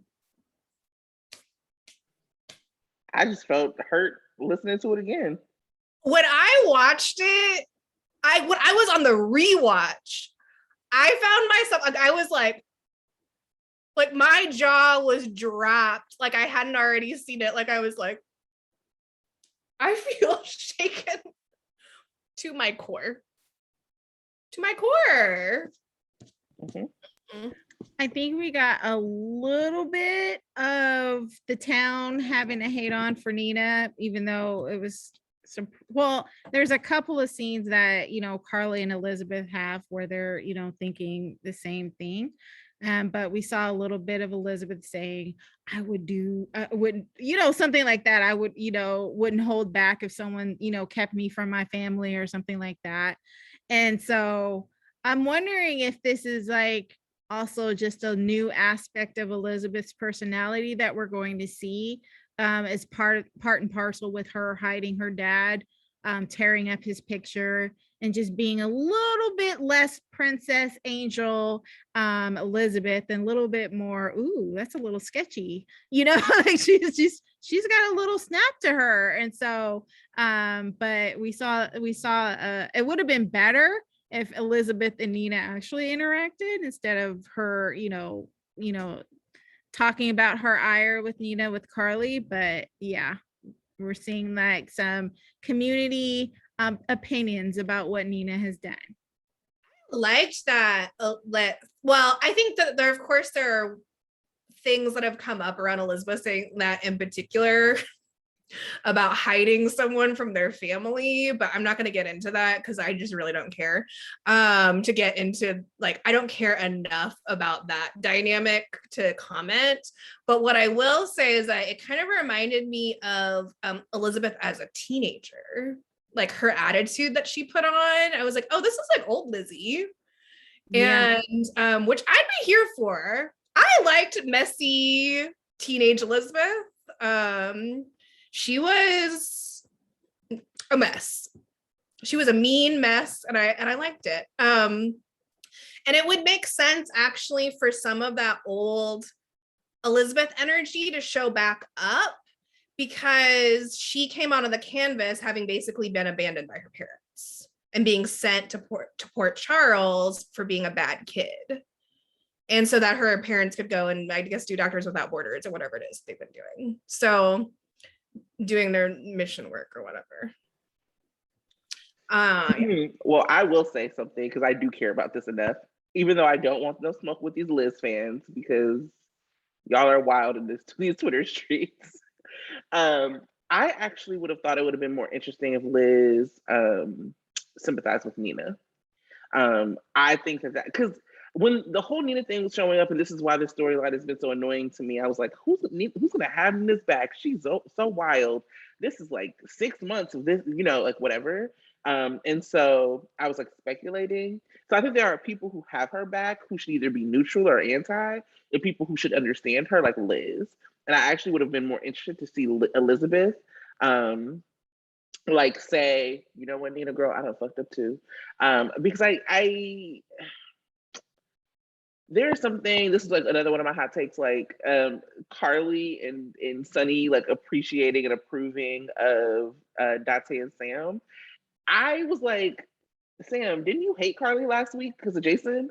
Which is one of the reasons I was so mad that Carly didn't go to Sam before her and Jason were like gonna get fake married and then turn around and get real married, because the Carly Sam relationship felt earned.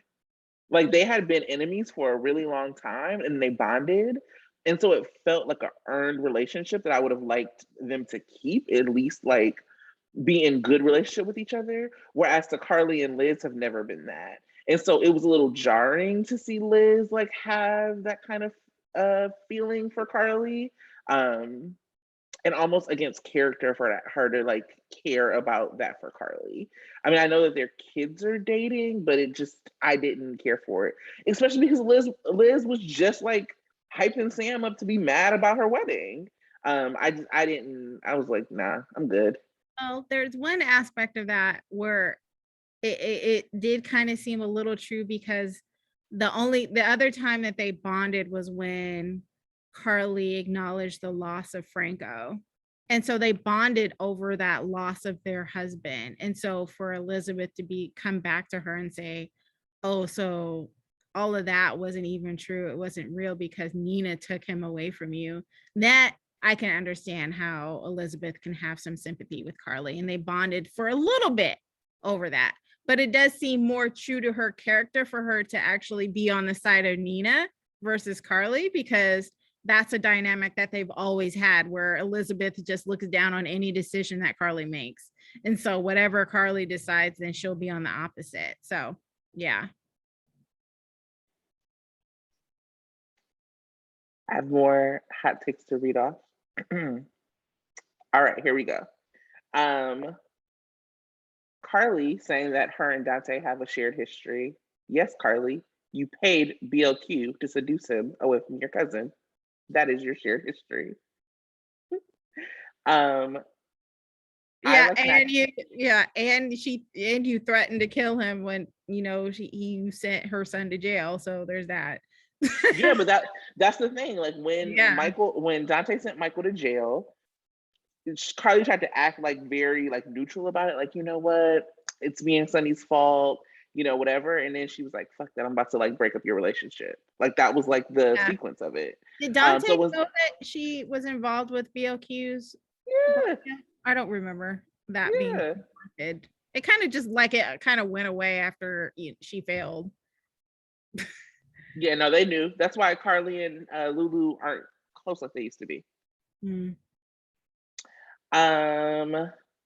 Peter thinks Maxie will take him back? ? Alexis says that Harmony could have been a good therapist. Remember what happened to Alexis' last therapist? Joss is still mad about Esme dunking on her with the minding my business line, because that comeback weeks later, not good. I have mixed feelings about Sean using Spencer. Since Jason might be gone, will we see more Spinelli and Sean matchups? They're definitely going to have to retcon how they treated Drew.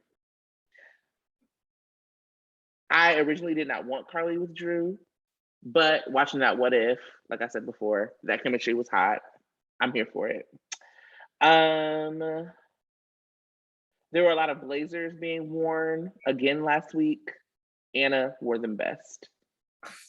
Always. Why doesn't the Savoys have food? Curtis, get some wings and charcuterie boards up in there. I think that might be the only thing I did not say already. Those were my thoughts when I was like watching. And of course, I wrote down 25 times, I cannot believe Jason did not kill Peter. What the fuck did I watch? Olivia's been very annoying, but she could murder me in that snakeskin dress. Murder me. Yeah, I mean, Olivia and her wardrobe is always on point. She can be as annoying as hell, but she would look good being annoying as hell. And so there's that. Here for it. Oh yeah. Also, Nikolas treating Spencer like they're in court. With the whole like there's no proof. Like, Nikolas, we're not talking about beyond the shadow of a doubt. Sit down, Johnny Cochran. We're talking about did you do this or not? Just absolute trash. Absolute. And I will say that there is something that General Hospital does with like when they kind of set recast up for failure sometimes, because I think I've talked about this with Sandra a bit, but like I remember when they recast Carly, so between Tamara Braun and Laura Wright, there was the other Carly. And it was like a setup for failure. Like, one, she just kind of like wasn't Carly, she wasn't that great. And they put her into a storyline where she was like unlikable.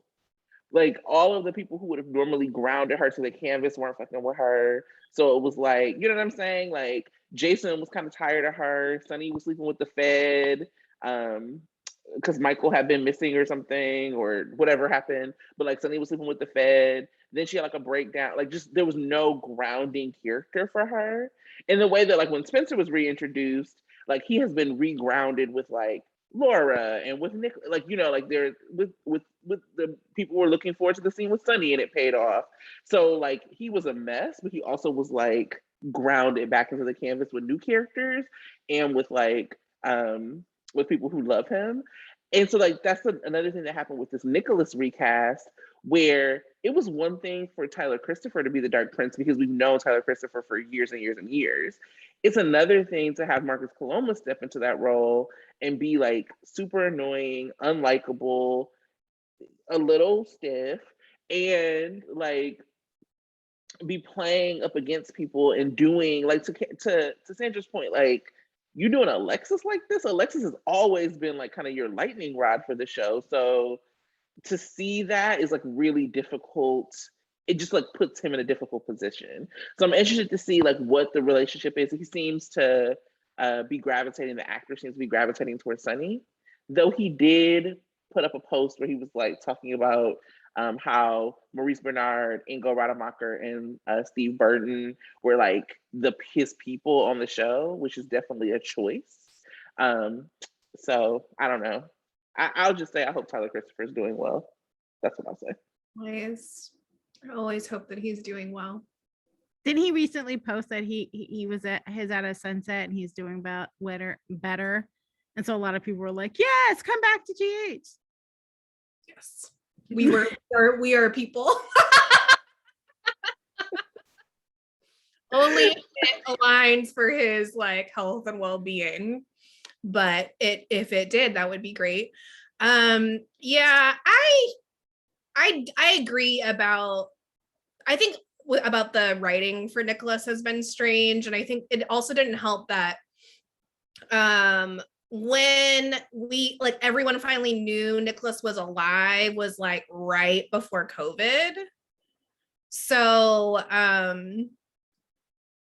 you know, there weren't a lot of months there for him to interact with that many people. But I also am kind of like, it can be an opportunity when your character gets written differently than the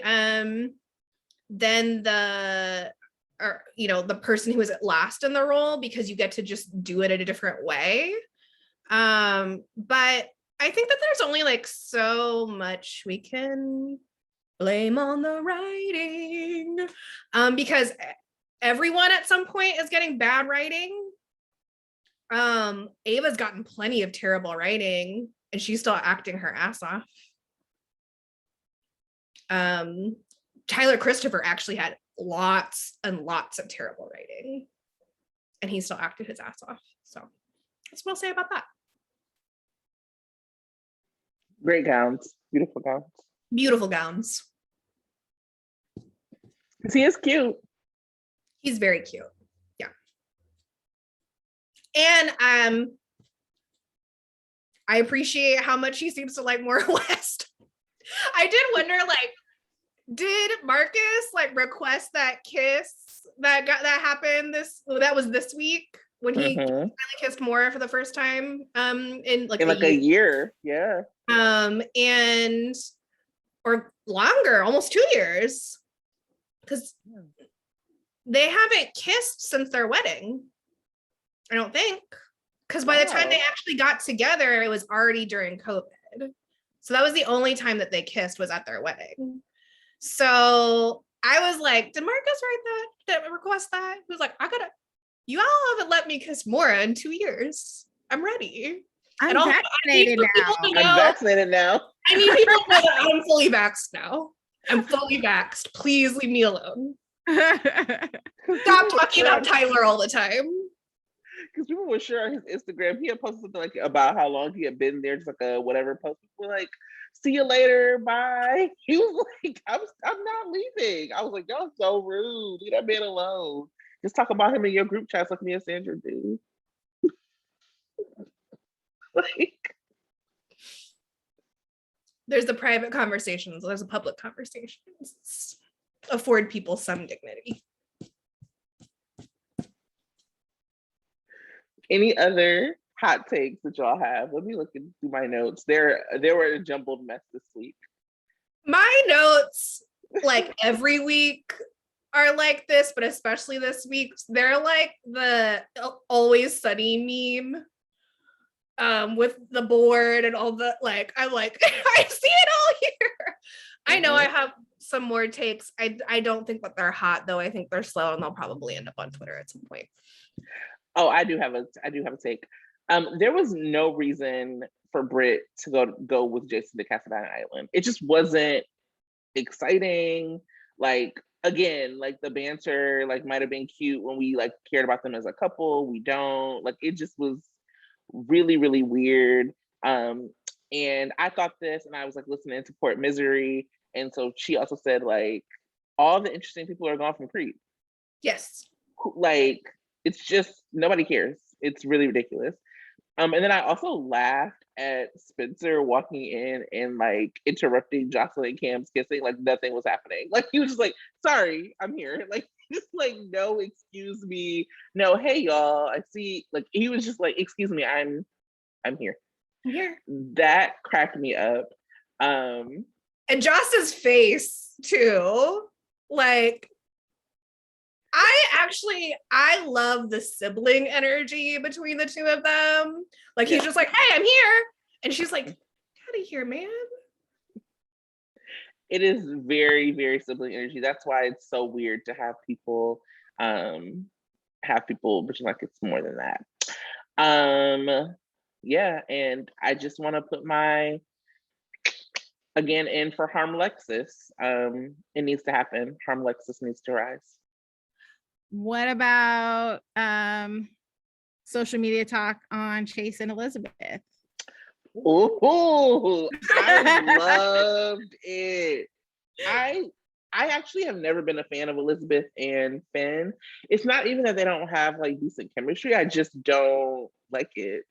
Like, I actually think, and I posted this from our Twitter and it kind of blew up, and then people were like arguing with me in our Twitter, and I had to remember, like, this is a podcast Twitter, not my Twitter. Don't clap back as hard as you normally would. And I was like, actresses that have chemistry with basically everybody are like Moira West, Rebecca Hertz, and obviously Finola Hughes. And I was really just thinking about the fact that they've been a part of either multiple ships, like Elizabeth. Like, even as somebody who loved J-Sam, like, I understood, like, oh yeah, her and Jason like look really hot together. Like, like Rebecca Hertz, like, lights it up with anybody she's with. So I don't necessarily. I thought her and Finn are on like the lower end of chemistry, but they don't repulse me as far as chemistry. They repulse me as far as storyline. They repulse me as far as chemistry.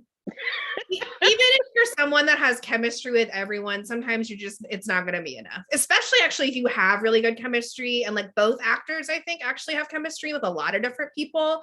And so when you have two actors that normally light it up with whoever they're with and it's not happening, like stop trying to force it. It's not. I feel like Chase and Elizabeth also, like, I'm like, sure, why not? I mean, I think Chase should get passed around. He's way Make too Chase hot. the town bike. Make him the town bike. Yes, like, come on, like, let Chase live a little. He deserves it. He deserves it. And that's what they really should have did after he broke up with Willow. Chase be like, you know what, Willow is good. And I would love for it to be like super sex positive. So he's not like a fuckboy. He's just like very clear. Like I get it in. I do my thing. I would have loved that for Chase. It's part of his, I feel like Chase's love language is acts of service. And this would be a huge act of service to many women in Port Charles, like Olivia. But I'm also like, not to take away from Liz, because what I want to say is that it felt for me like also like the power of the Liz fandom, which like I'm not a part of. But I respect. I'm just like, y'all know how to organize. You're clear on your messaging, you're consistent. Even though I oftentimes don't totally agree with it, I'm like, y'all stay on message and y'all keep Elizabeth's name like trending. Popping in the streets. Everyone's talking about Elizabeth, even though she doesn't have a storyline. So hats off, Liz fans. Like, I don't share the same goals as you, but I respect the strategy. Respect. As a campaigner, I respect Liz fans. It's not my character, not my jam, but I'm like, you know what? Y'all are right. And I also respect like vets of soap operas getting storylines. There's absolutely no reason that Elizabeth shouldn't be on the canvas more. There's absolutely no reason that she shouldn't be more like intertwined in storylines in a way that's not like she couldn't take a pulse. Right? Like she should actually like have some like juicy stuff. Like she has like kids on the storyline. She's connected to everybody. There's just no reason that we don't see more of Elizabeth. So Liz fans, I join you. I join you, and I don't want no smoke from y'all, to be honest. No, never. They rival Beyonce fans. It is definitely a Liz hive, and I don't like that. I'm like, and as Sprina fans, like we get it. Like you gotta hold the line. You gotta hold the line. Yep. All right. So predictions. Any? Ooh, okay. None. I give it to Sandra for that. Right. Okay. So I already talked about there's trouble ahead for Nikolas and Ava.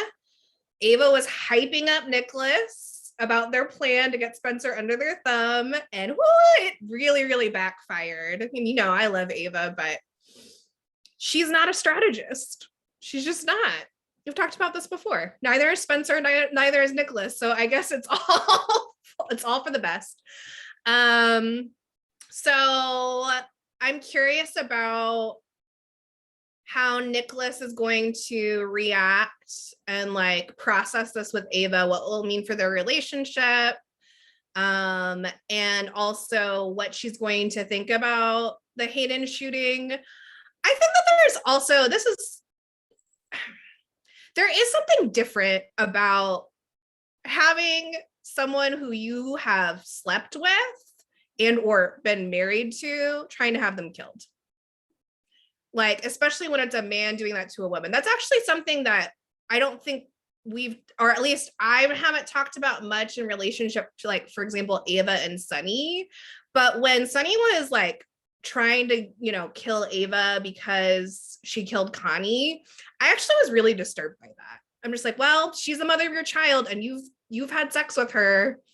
This is getting into actually this is getting into like an interpersonal like violence situation, and it's different than a mob war. And so I think that that's part of the thing. I really hope they address that with Neva, that like he wasn't married to Hayden at the time, but they were in a sexual relationship. So what does it mean when you order a hit on someone that you've been sleeping with? I think that's actually pretty disgusting. And like, what does that mean for Ava? Like, what happens if Ava gets on the wrong side of you? And I also want, whenever Trina inevitably finds out what Nikolas does, like, I want there to be some grappling with, like, I've been propping up this couple, and actually there's some really disturbing dynamics here that are unacceptable. So I think that Ava is going to find out about Hayden from a third party. Like, I think that because of this whole Spencer thing, I don't know whether or not Nikolas was actually going to tell the truth, because who knows? Similar to Spencer, is he even capable of it at this point? But I think Ava will find out from a third party, and it would be delightful if it was Sean. And both because even though this Hayden storyline is stupid, like I still just want like Nikolas to pay and pay and pay and pay until he can't pay anymore. And I want Sean and Ava, as many people do, because they had hot chemistry at the pool for that one scene, and Nikolas deserves it, and Ava deserves it too, but in a different way. She deserves it, if you know what I mean. And it would also be really delightful to me if their relationship completely unraveled with no interference from Spencer whatsoever. So I actually don't want, there was part of me that wanted Spencer to tell Ava, but I actually want him to have no part in the unraveling of their relationship, and for it to just be their own doing. Speaking of doing, Chaos aren't going to. Cameron and Joss are not going to have sex this week. I don't know where the storyline is heading, which I actually like about the storyline. I'm like, I don't quite understand what Esme's angle, like if she has like a real plot in mind, or if she's just stirring up trouble, because she also likes to do that, just kind of like create chaos and then walk away. But they're not going to have sex this week. Esme is going to reset her sights on Trina this week. She has consistently underestimated Trina. And as I said before, Spencer hasn't been talking about Trina in front of her. And Esme has been so focused on Joss that she didn't expect the kind of influence that Trina has on Spencer, and that Esme wishes that she's had on Spencer. Spencer hasn't really done anything that Esme has told him to do in a long time. In fact, he keeps doing the opposite. So as she realizes this, I think we're going to see a whole new level of crazy, and Trina is going to be her first target in this like kind of escalation of Esme, right? Because we just had it confirmed that she is in cahoots with Ryan. When Trina told Spencer to go back and get his job, like he ran to Kelly's. When she told him to be his own man, he renounced his title and family legacy. So Trina's also told Spencer he needs to start keeping better company. And between the money tension between Esme and Spencer, the fact that Spencer looks absolutely miserable when they're together. Like when she was like, well, let's get a hotel room to celebrate. He was like, like he looked so sad. Like if I had been like just an observer in a restaurant, like people watching, I would have been like, is he okay? Blink twice. Do you need help?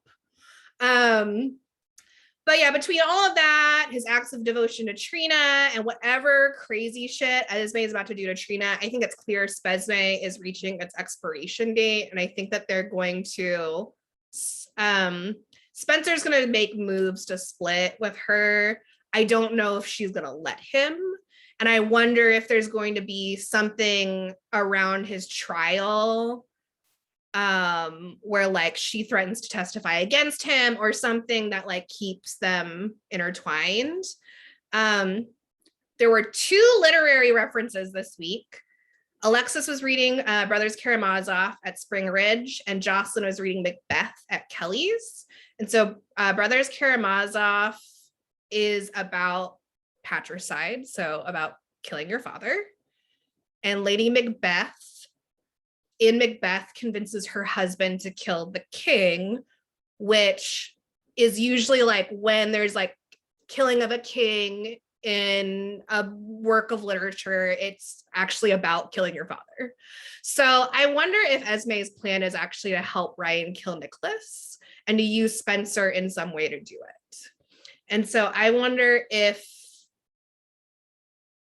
I'm just wondering how that's going to play out, because we don't actually know exactly what it is that Ryan and Esme are up to. And it wouldn't be that much of a stretch to kill Nikolas. I think Trina will go to Kelly's and see Spencer this week. I think it's time for her to come to him. He still has a ways to go before she's going to forgive him, but I think she's going to soften to him after this last week's display and start warming back up to him, and seeing him in his new element at Kelly's will help with that. And Trina's exposition is going to be one of the sweeps events. So Spencer is going to end up at it. I mean, I could see her possibly inviting him as like a olive branch in their friendship, but I could also just see him showing up because his girl is putting on a National Geographic art exhibition. You can't miss that. And I'm wondering if it may be the events around the exhibition will be some kind of catalyst for the end of Spesme. And I know everyone's like very eager for a kiss. I have a feeling we're going to see more rebuilding of their friendship, but also maybe some near miss, will they, won't they moments before that will actually happen. I think there's still a big commitment to the slow build, and they'll just continue to have this weird, intense friendship that is clear to everyone else, but them is not actually a friendship. But that's my predictions. I love them. I have 2 things as I read through my hot takes that I did not add that you sparked for me. One, on Sprina, the look of disgust on my face, the disgust I had when Spencer was talking to Trina about having a alone time with Esme. Disgust. That's one. We can't go 2, out to dinner. we can't have any alone time?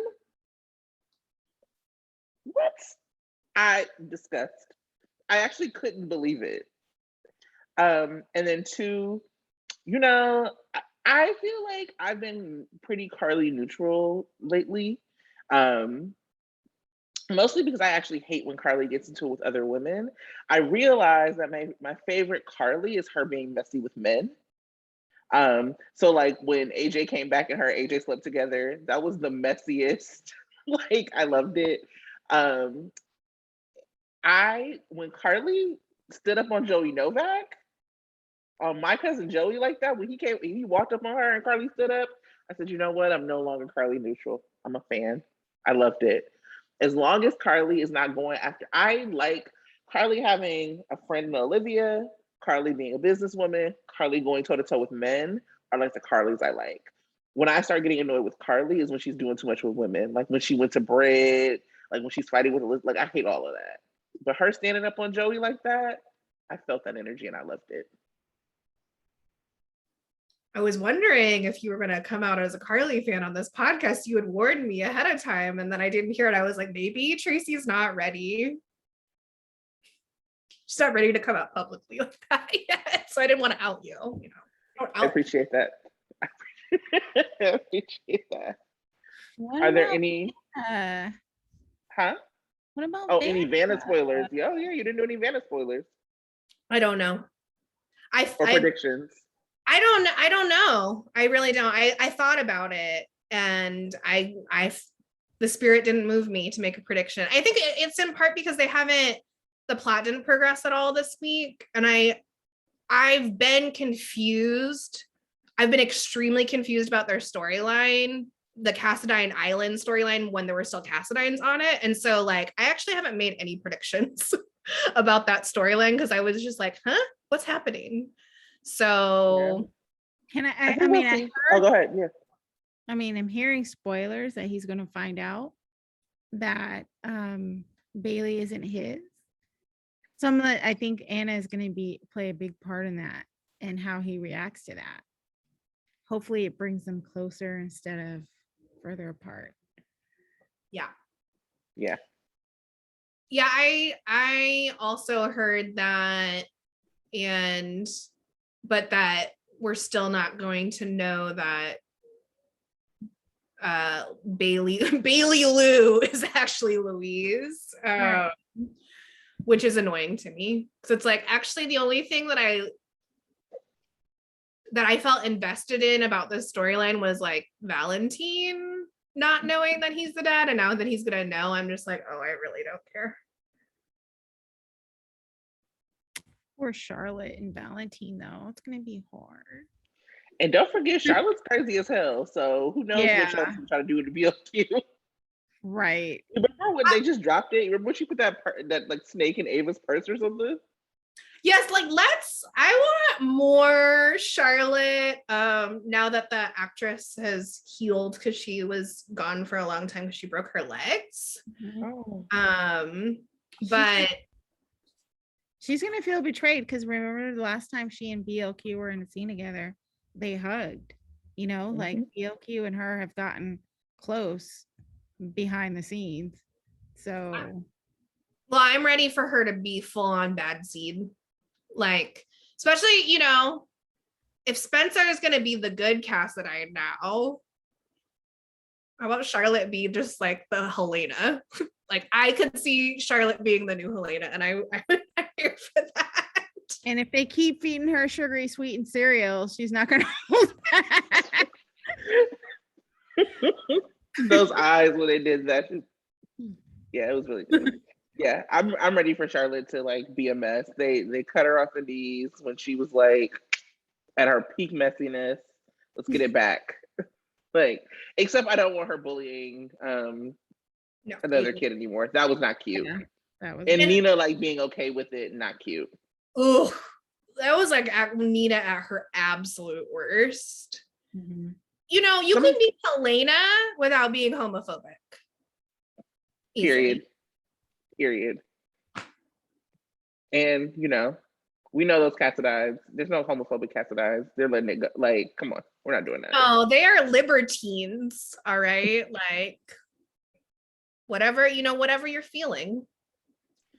Closing out. One more thing I saw on Twitter that was like really interesting, because you know I still want Willow's Born-Ass to have a story. Somebody was like, how is it that Willow, who is like trained elementary school teacher, can't like have a say in this like Leo storyline? Like y'all live together. And she's a nurse. And she's a nurse. Well, whatever she is. I don't know. She has that both. And she's like obsessed with kids.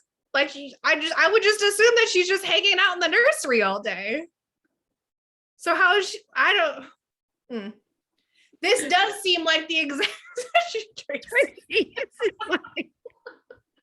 It wasn't that funny. She's like obsessed with kids. Anyway, I would assume this would be the exact kind of storyline that the old Willow would hop into to like advocate for a child and a child's needs. So I think that's right on. But she's a pod person now, when quite frankly she wasn't that interesting to begin with. So you know what? I'm okay with catching smoke from Willow fans. I'll be okay. I hashtag Millow hot takes from like the podcast account. I don't care. Bring that shit on. Y'all ain't organized like Liz fans. Like,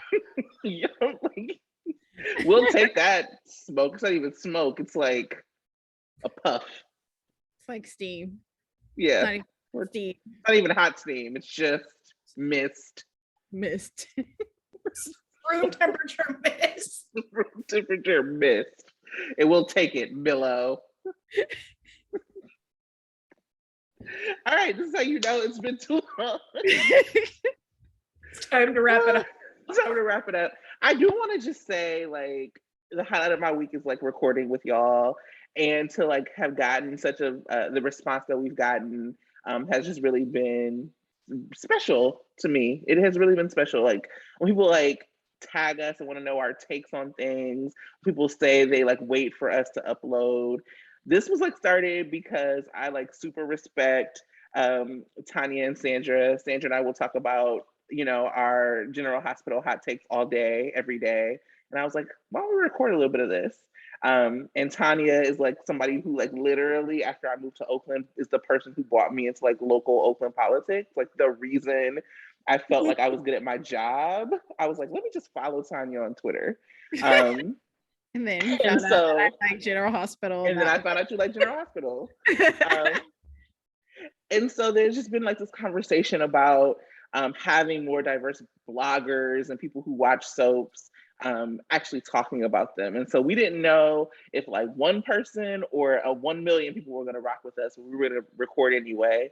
And so we just like appreciate it. And I just wanted to like close out by saying that. Yay, Sunday Shift fans. We appreciate you. Yes. Yeah, this is like me every time someone says something nice about the podcast. Thank you. It is literally. It's really me like this every time. Yes. So Yeah. thank y'all. And we will see you next week. Woohoo! Bye.